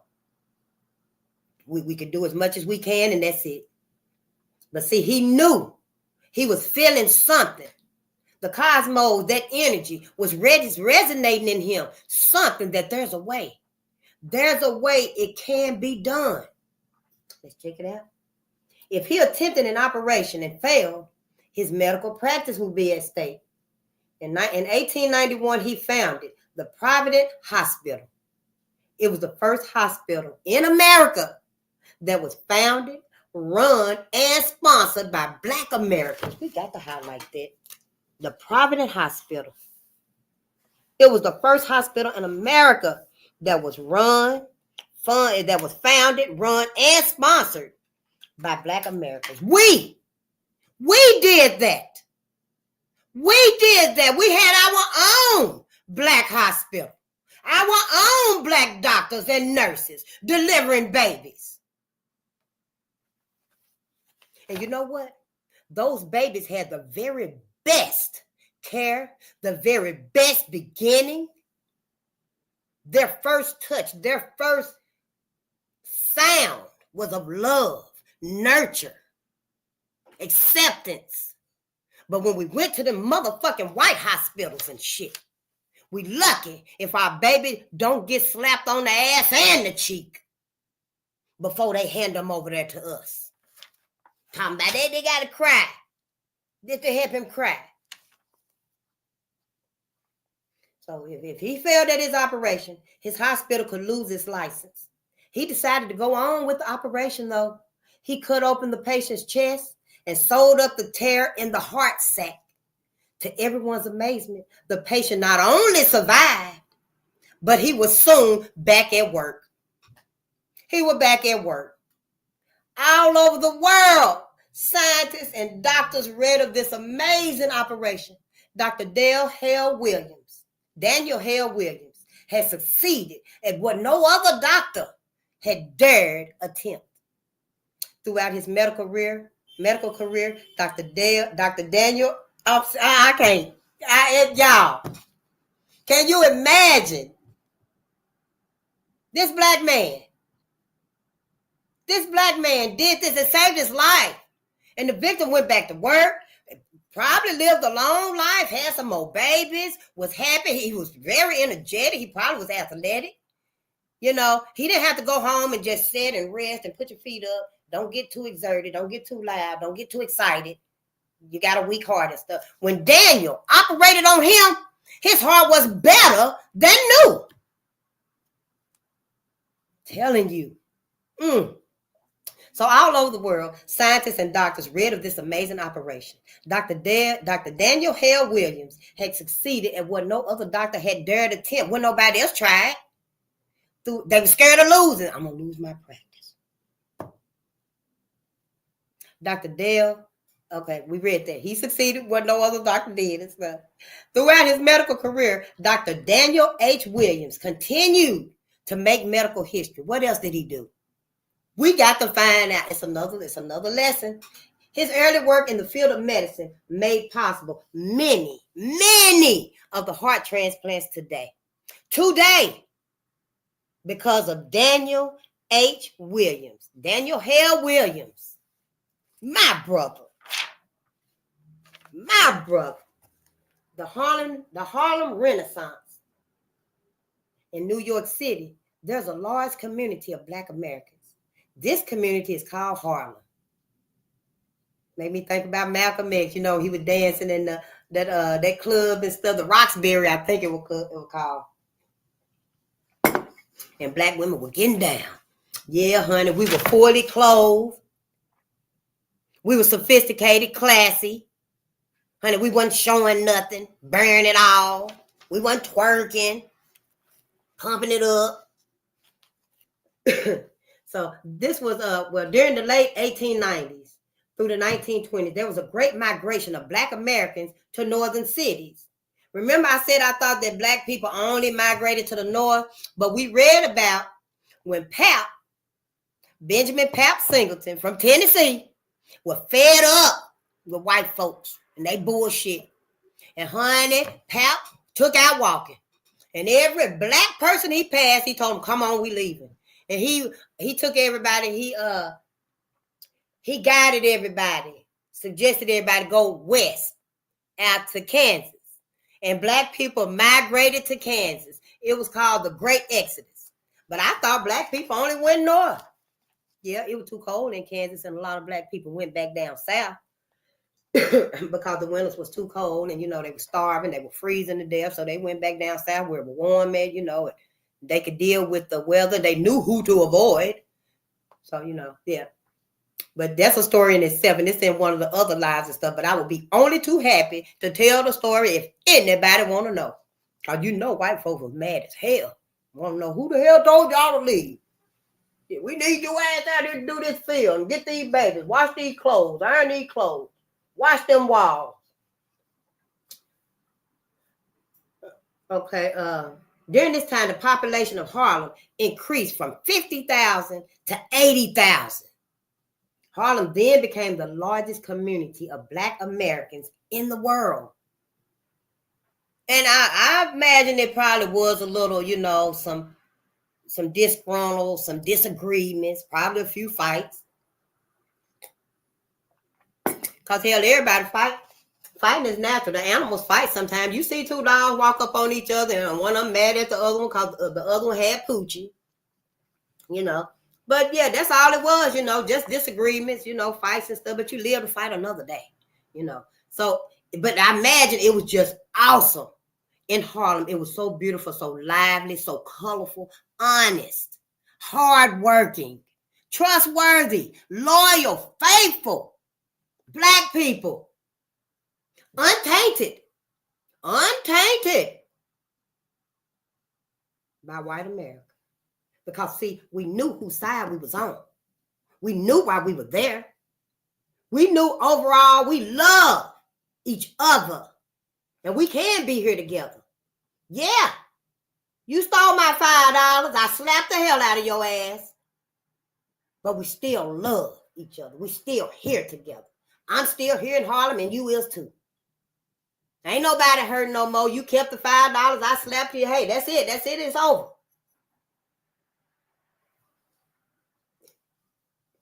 But yeah, the Harlem Renaissance was a time during the 1920s when Blacks began to express themselves in music, art, poetry, and many other fields. Because, Black people invented it all.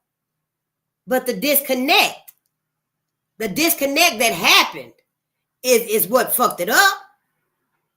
So, after we were physically free, we were able to get back to our cosmic self, our cosmic being, our cosmic gifts, because for so long we couldn't. During this period of time, they made outstanding contributions to American culture. This Renaissance did not only take place in Harlem. Black Americans from other parts of the country began using their talents as well. Called it cosmic energy, cosmic telepathy. But Harlem wasn't the only one jumping and feeling that vibe and vibing that village. It was all over. Black Americans from other parts of the country began using their talents as well. However, New York was the center for the Renaissance. In 1929, the United States entered an era called the Great Depression. It was an economic disaster. Thousands of Americans was without jobs. Factories, stores, offices, and manufacturing centers was closed. It was the Great Depression. When workers was laid off, there was hardly enough money for food and other necessities of life. At this time, the Harlem Renaissance came to an end, but it had left its imprint on the American life. This period will always be remembered as the age of the greats. Oh, excuse me. Y'all know I want to say on this note right here, don't go out in that fog when y'all see that bullshit fog out there. Don't go out in it because it's giving people sore throat. I'm still hoarse. Some people got headaches, cramps, nauseousness. People that was caught in it while they were jogging and hiking because, it was over multiple states. That fog was in like double digits, the states. And people were seeing it the next morning and stuff in they swimming pools. It wasn't nothing but foam. What fog turns to motherfucking foam? But some people were seeing it on their ring cams and it looked like snow falling. But when they looked outside and noticed, it didn't snow last night. It wasn't snow. That was the fog. It was something in it. So take with it what you may and come back and tell us. Because I'm trying to find out myself. But yeah, don't go back in. I was just on the freeway. And I did let up my windows and stuff, but I still had to inhale it. But if I could have, honey, I would have parked my car on the side of the road and walked back the other way. Because I couldn't turn around. But, yeah. Just try not to inhale it, if you can. Black writers.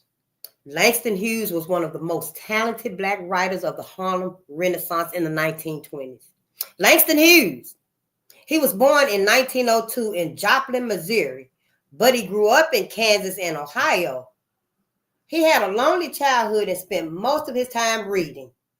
See, we love to read. It's no problem. And then you can go places when you read. You know, your mind can imagine. You can soar. You can travel. Then you get creative. You start thinking. And see, that's what they don't want. Black America to think. Think, people, think. That's all I want to say. When he was in elementary school, he began writing poetry. I'm not down. You know, I said we were going to stop saying that. We're going to stop saying I be damned. Because we ain't damned, honey. We far from it. Everybody else is damned. We ain't damned. Look at here. We got a Langston Hughes book right here. Black writers from 1899 to 1967. Tell me the ancestors, the cosmos, and Mother Gaia have not brought us here for a reason. They will not be denied no more. Not anymore. Everybody decide whose side is your ass on.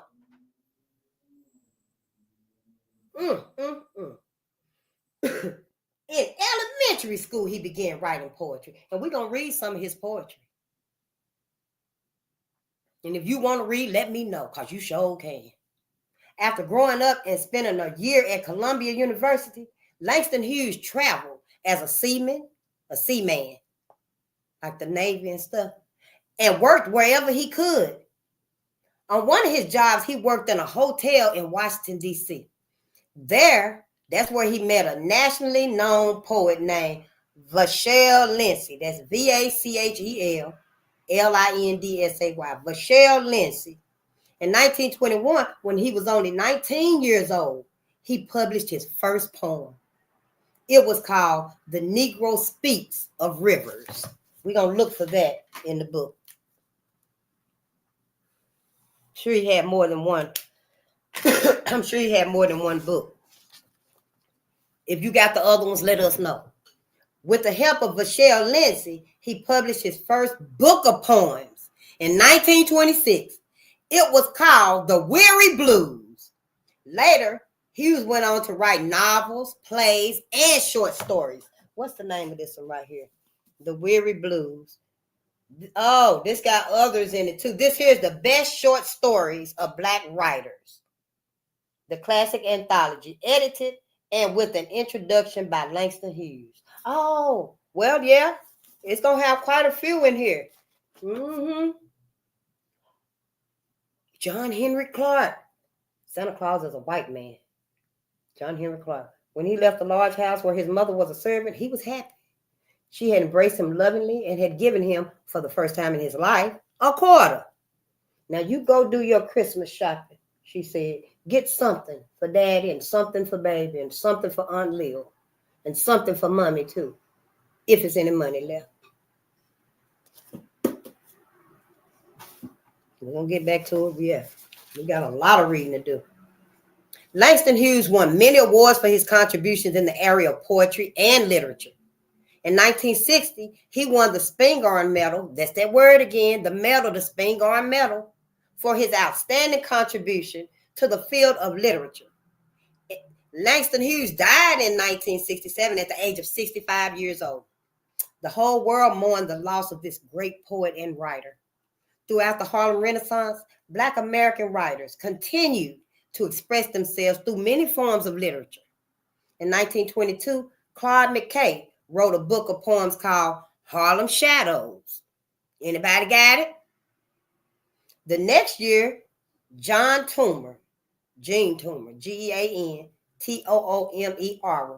wrote the novel Cane, Cane. In 1925, County Cullen, Countee, that's different, ain't it? County Cullen, Cullen, wrote his first book of poetry entitled Color, Collor, that's what it's Color. In the same year, Rudolph Fisher, Wallace Thurman, Jesse Fawcett, Walter White, Nella Larson, and George Schuyler all had novels published. And these were Black writers. See, we have literature to read. We don't have to read no damn Harlequin romance. Do I even got a white book in here? We don't have to read Harlequin romance. We don't have to read other bullshit that ain't really telling us nothing. No, I don't. I guess not. But you know, I'm sure somebody. Oh, here go one. Oh no, this ain't really a white book. I apologize. Yeah, I don't really have one. But we don't have to read all of that bullshit. We need to be reading knowledgeable books. That's what Black America needs to be reading. Yeah. I mean, it is what it is. I didn't do none of this. You didn't do nothing. White folk, you didn't do it either, but your ass got to help fix it. Your ass got to fix what your ancestors did. And that's it, and that's all. If you want to be sincere, and the first thing you can do is go tell your people to cut them damn checks. Cut the check. Cut the check, white America. Don't you sit here and act like you don't know. You are condoning Black America going into this new world order that your people have built up. So don't get it twisted now, okay? You can do something. You go tell your people, cut the damn check. Put y'all vote where your mouth is for all the love. Hell, on the night before Christmas, all y'all asses is taping up your gift, writing names, sticking the ribbons on them and stuff. This is the night before. Get your shit together so tomorrow, when we get up and stuff, that check will be there. It'll be on its way. We go pick it up. Next is James Weldon Johnson. And y'all know he wrote the song, our theme song, our song, Lift Every Voice and Sing. And his name is James Weldon Johnson. He was born in 1871. He died in 1938. Yeah, I get very excited about my ancestors. Ain't nobody finna put me to sleep, not face. We ain't finna talk about no bullshit. When you come in my face, when you talk to me after our greetings, good day, we finna be talking about us. We ain't finna sit here and it ain't finna be Beyonce. Nah, we finna talk about Black people. What's going on? No, you're not finna come in my presence. You're not finna come in my sanctuary with that bullshit. Black America. We got to set the standard now. Nobody else sets the standard for us. Not then and not now. What do you want to be when you grow up? A teacher, a lawyer, a writer, or perhaps a government official? I think I wanted to be a teacher, but you know, I quit school. Well, meet James Weldon Johnson. He grew up to be all four. Honey, he was a teacher, a lawyer, a writer, and a government official. He was born in Jacksonville, Florida. He was educated in Atlanta and New York. He was the first Black American to pass the bar to pass law in the state of Florida. James Weldon Johnson was the first Black man and woman, the first Black, period, to pass the bar in Florida so he could practice law. At the age of 30, James Weldon moved to New York and began to write. Some of his most famous writings are the Autobiography of an Ex-Colored Man in 1912, God's Trombones, 1927, Black Manhattan, 1930, and his autobiography, Along This Way, published in 1922. In 1934, he wrote a book about the achievements of Black Americans in literature and music. See, Black people, we all across the board. All across the board. We have much learning to do. Much unlearning to do of that bullshit that we was taught. Because see, now it's time for us to learn about our greatness. America ain't never been great. This is the greatness that America had. This is America's greatness for them. But it ain't never been great for us. And the New World Order ain't either. For that matter, I know y'all thinking, oh, I'm going to have a robot that's going to shake my drinks and roll it to me in the living room. That ain't going to roll you the drink in the living room. That's what white America finna benefit from this New World Order. Black people is not finna benefit from the New World Order. Look at it like this. Look at it like this. You know how in slave days when black people had to do everything, had to take the white people, had to literally bathe the white woman ass. They had to take her ass a bath, put her clothes on. You know, they was cinching up the back, cinching up them dress things that they had on. Take care of the baby, feed the baby, bathe the baby, rock the baby to sleep,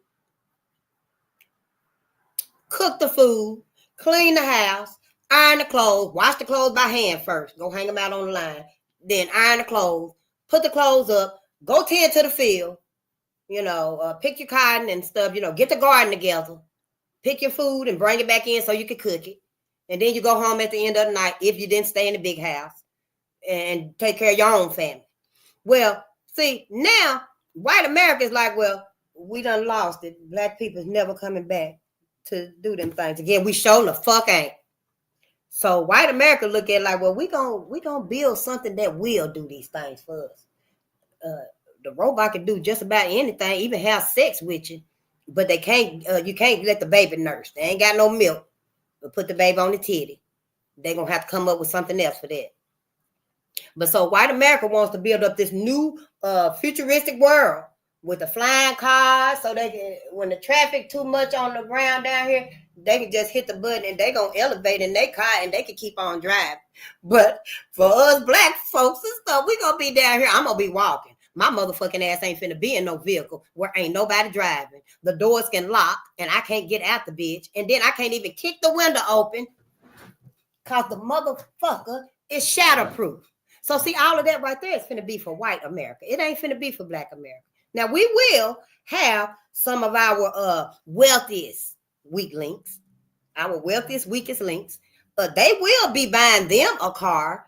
I mean, we might look up there and see Do Funny, in his, they're going to Do Funny in his, I ain't going to call out none of their names and stuff, but they're going to Do Funny because I don't really know them. Hell, they're going to Do Funny in his plane, his flying car. We see his logo. We know that's him. Because we see it. Just like you see that logo right there, that's face. Well, when we see it up in the sky, we're going to be like, whoa, they're going to Do Funny. Yeah, he must be going to the game. It ain't going to be for us. Just like now, we got some black people that did make it. They celebrities, they famous singers, they rappers and famous athletes and stuff. But hell, they ain't doing nothing for black people. A few of them are. I will give you that. We do have some that do not forget where they came from. But on the whole, they ass done got up there, honey, and they can't wait to get their ass a flying car too. So all of that in the New World Order is really not for us. It's really not. I will tell you this, though. All the flying cars here, they're going to be recording your ass from up there, listening to. The cars, the cars that's on the street, that's going to be driving by themselves. And the people gonna be in the back drinking and smoking. Oh, yeah, we going over here to do this and do that and stuff. And the car driving by itself, you don't even see no hands. You just see the wheel turning. You just see the wheel turning, and they in the back. Look at all them birds. They in the back, doing them and the wheel turning and stuff. And you on the side of the road, me, because I'm gonna be walking. I'm on the side of the road, but I noticed that when it passed by and stuff, I seen something go click. Well, the car, it ain't recording them back there doing whatever the hell they doing. Breaking laws and shit. It's recording your ass outside the car. Black people, this is to you. This is not really hard. It's not rocket science. This racial violence right here, it's more than just hurting you physically, getting that black body and just, how they say in that one story, they just shaved the skin off of that black man to make a suit. So see, it ain't really hard to know and acknowledge who the target is. Everybody finna get some of this oppression, but that don't mean you, Black America, ain't still the target. Go figure. Think. Hell, my thoughts ain't no far left than nobody else's. Because ain't nobody else really Talking about it. Everybody else want us to forget it. Leave it alone. Stop. Don't bring it up no more. Dad, don't. Damn, let it go. It happened a long time ago. Is anybody telling these people that? Is anybody telling them to forget about In the Garden of Beasts, Love, Terror, and an American Family in Hitler's Berlin? I seen it the other day and I got it. I read a little bit of it. I'm going to read it on my own time and stuff. But the thing is, nobody's telling them to forget about their Holocaust. Oh, don't talk about what Hitler did to y'all. Just forget that shit. That's over and done with.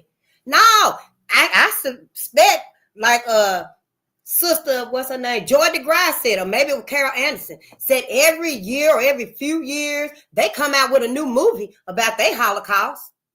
Better not nobody and their mama tell them, don't you bring up what Hitler did to y'all. You better not. You better not. But you'll go around and tell black people all day. You got black people telling black people, stop talking about that. We don't want to talk about that no more. That happened a long time ago. We probably should have read the lynchings in Duluth before we get to the racial violence here. We might be reading both of them at the same time. Because, I like to read. But Black America, we got to wake up. I mean, shit, I'm looking for my soul tribe that know whose side is you on. Because I'm on their side. I mean, it's not rocket science. We at the last leg right here. We can't keep putting sugar on it. You can't put sugar on shit. What? Will you think it's going to be sweet? Sweet shit? They're like putting hot sauce on chitlins. And then you get to some coleslaw. Before I knew what it was, hell, I would eat my chitlins on light bread. I like the chitlins on light bread. Honey, I found out what it really was and stuff, and I was like, oh, hell no. That's why you put 2 onions and potatoes in the chitlins. But we don't have to eat them things anymore. We don't have to have this mindset. We don't have to entertain the bullshit no more. We had to eat slave food. We had to eat slave food at one time. We had to do this at one time, because if that's all it was, that's all it was. You just made it better for you, but we don't just keep doing it. So I'm like, yeah, I know whose side I'm on. You ain't got to question me. And after I tell you, then you can go and find somebody that don't know whose side they on. So you can probably try to sway them to how you thinking, because I can't be swayed. Once you wake up and once you realize that you on your ancestor side, ain't no swaying. That's it and that's all. Ain't no swaying. Need to be some motherfucker repenting and repaying around here. But he came up with the song, Lift Every Voice and Sing It. That's our national song. That's our national song. We done played it in one of our lives, and if I had my TV on, we'd be playing it again. My surprise was to sing it to y'all, but I ain't no singer. I got somebody else to sing it. Yep, and y'all gonna sing with them. Listen. So anyway, James Weldon Johnson, he did a lot of publishings. The autobiography of an ex-colored man in 1912, God's Trombones in 27, Black Manhattan in 1930, and his autobiography Along This Way, published in 1922. In 1934, he wrote a book about the achievements of Black Americans in literature and music. It was called The Negro Americans, What Now? That's what it was called. Negro Americans, What Now? Well, what now? Today, allegedly 2025, what now, Black Americans? See, we got to think about it. But his most famous works of all was 2 of his poems, The Creation, I ain't never heard that, we'll have to look that up, and Lift Every Voice and Sing. The Creation is still performed today by Black Americans during Black History celebrations. Why only during Black History celebrations? We finna be reading every day of the year. And if I'm out and can't get here and stuff, know that I'm reading to myself wherever I'm at. If I ain't on here reading, then I'm wherever I'm at reading, because it's got to be our lifestyle now. We can't just do it 5, 10, 15% of the time. It's got to be our lifestyle. Like, take education, for instance. Our babies, and we know what Malcolm said. You damn dummies. You damn fool. Only a fool would let his enemy teach his kids. So, we got into just let it be. Just let it be. It is what it is. You learn in school, and that's all you learn. All them lies. Nothing but lies. I didn't find out Christopher Columbus motherfucking ass wasn't a murderer until I think it was 2013 or something like that. My whole damn adult life. Thinking that man came over here and there was already people here in America. And we got his book on the voyages, his 4 voyages. We're going to read them too. And the Mayflower. So we can get a handle on things, you know. And as far as when I was mentioned earlier about the chronological order, we're going to be going back and forth with our readings because we're going to catch up. We're going to put this together. Where this hurt, this disconnect, the self-hate, where it stems from with Black America, because it needs to be done. It happened. It's true. It's true. You know, the creation is still being performed today by Black Americans during Black History celebration. His famous poem, though, Lift Every Voice and Sing, was set to music by his brother, J. Rosamond Johnson. I don't know if his brother did the music first and then he put the words to it, but him and his brother. And that's our national theme song. This song was adopted as the national anthem of Black Americans in the 1930s. It's the national anthem. I stand corrected. Perhaps you've heard it sung at history programs and celebrations. I never did. The first time I heard Lift Every Voice and Sing, I was at an event with, I think it was with one of the organizations, TCC for J. And we sang Lift Every Voice for one of our elders because it was one of her favorite songs. And I still got the printout of the song somewhere. I should have stuck it on the wall so I could easily find it. But that was my first time hearing it. That was my first time ever hearing our national anthem, Lift Every Voice and Sing. Can you imagine all over this country? Black Americans not even learning, not even knowing. This little book right here has so much information in it. We 50, 60 years old. Ain't heard about half of these, our ancestors in this book. Because we don't teach us. We were letting white America teach us. We were sending our babies to school. Letting the teachers teach them and train them, indoctrinate them. And we got to stop that. We can't be a damn dummy and a fool. It's time for us to start teaching ourselves. So when your baby go to school and you teaching her this book right here and these other books, and they jump up and holler, "Oh, Christopher Columbus, we gonna celebrate. It's Christopher Columbus Day. We celebrating the day. It's Thanksgiving Day. Here your brown construction paper. You got a little red, blue, yellow, green right here. Make your feathers, and we gonna put your hat on your head. And your baby gonna stand up and say, "Nah, I ain't making nothing. You ain't putting that on my head." The way them folks came here and slaughtered them and took everything from them and then put a big old turkey up and said, "We finna eat and celebrate." The time is now. All that dumb bullshit, fuck the dumb shit. We not entertaining it no more. And so be it if they call you and say, "Hey, come and pick Face up from school because she's interrupting class. She's disrupting the other kids and stuff." Then come and pick me up. And while I'm waiting, I'm going to go down to the library. And I'm finna check out some books. So when I come back from my 3-day suspension, I'm going to let you know. That's what needs to happen now. Negro Americans, what now? Black America, what now? That's what's now. Our ancestors is what's now. Just like we studied, they studying us. White America always studying black people. Studying black people. There's so many studies on black people. They ought to know.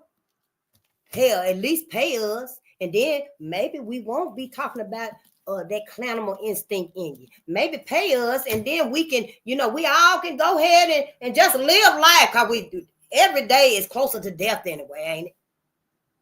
Somebody said the first day you born, you're another day closer to death. And I'm like, damn, well, it's just the first day. But take with it what you may. Something got to change. Shit. I love change, don't you? But no, I never did hear our song played. That's because the motherfuckers didn't never want us to know. Today, when it is played, Black Americans everywhere stand up and sing with sincerity and pride the words of this beautiful anthem. I wish I wasn't horse-ridden now. I wish I wasn't horse-ridden now, because I sang the part that I love to sing in that song. And it ain't but 2 lines. Sing a song full of the faith that our dark past has taught us. If I wasn't horse,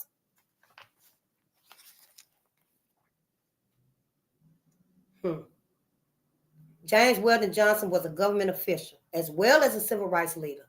From 1905 to 1913, he served as the United Consul to Nicaragua and Venezuela. From 1920 to 1930, he served as executive secretary of the NAACP, a civil rights organization.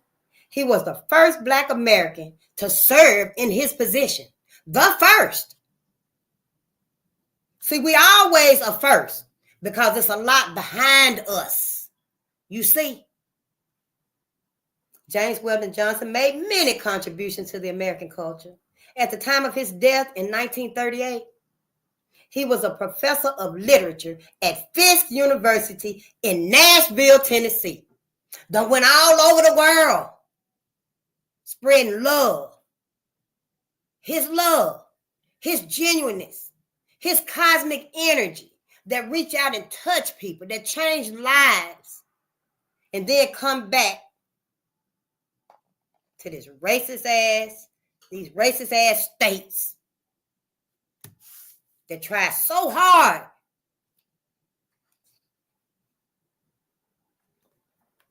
now we can remember him. James Weldon Johnson continues to be remembered today. Confirmation.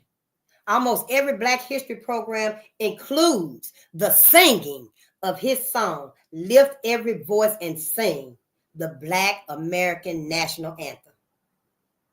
Yes, that needs to be sung every day as far as I'm concerned. Great singers of the Harlem Renaissance. Great singers of the Harlem Renaissance. 4 African Americans who excelled in music during the Harlem Renaissance were Paul Robeson, Marianne Anderson, we read about her in the first book, remember, Dorothy Maynard, and Roland Hayes. Roland Hayes was born in Georgia in 1897. Early in his life, his mother moved to Chattanooga, Tennessee to find work. After young Roland grew up, he worked in a foundry, see. Then he met Arthur Calhoun, a Black musician. Young Roland began taking lessons from Calhoun. He later entered Fisk University in Nashville, Tennessee, and began singing with a tour group of Black American singers known as the Fisk Jubilee Singers. The Fisk Jubilee Singers. He studied 4 years at Fisk University. By 1916, he had become an outstanding singer. In 1920, Hayes went to England and sang in the Buckingham Palace for King George V and Queen Mary. In 1923, he returned to Boston and gave a recital in Symphony Hall. After this performance, he was known throughout America as one of the most outstanding singers in America. Now, how's that? Black America. Thank you so much for your patience and your presence. And we will see you tonight, midnight with the ancestors. Peace and power to the people. Yes, this has been beautiful. This has been awesome. We are learning. We are reading. Oh, who's all these people? Oh, wow. Well, okay. Well, peace and power to the people.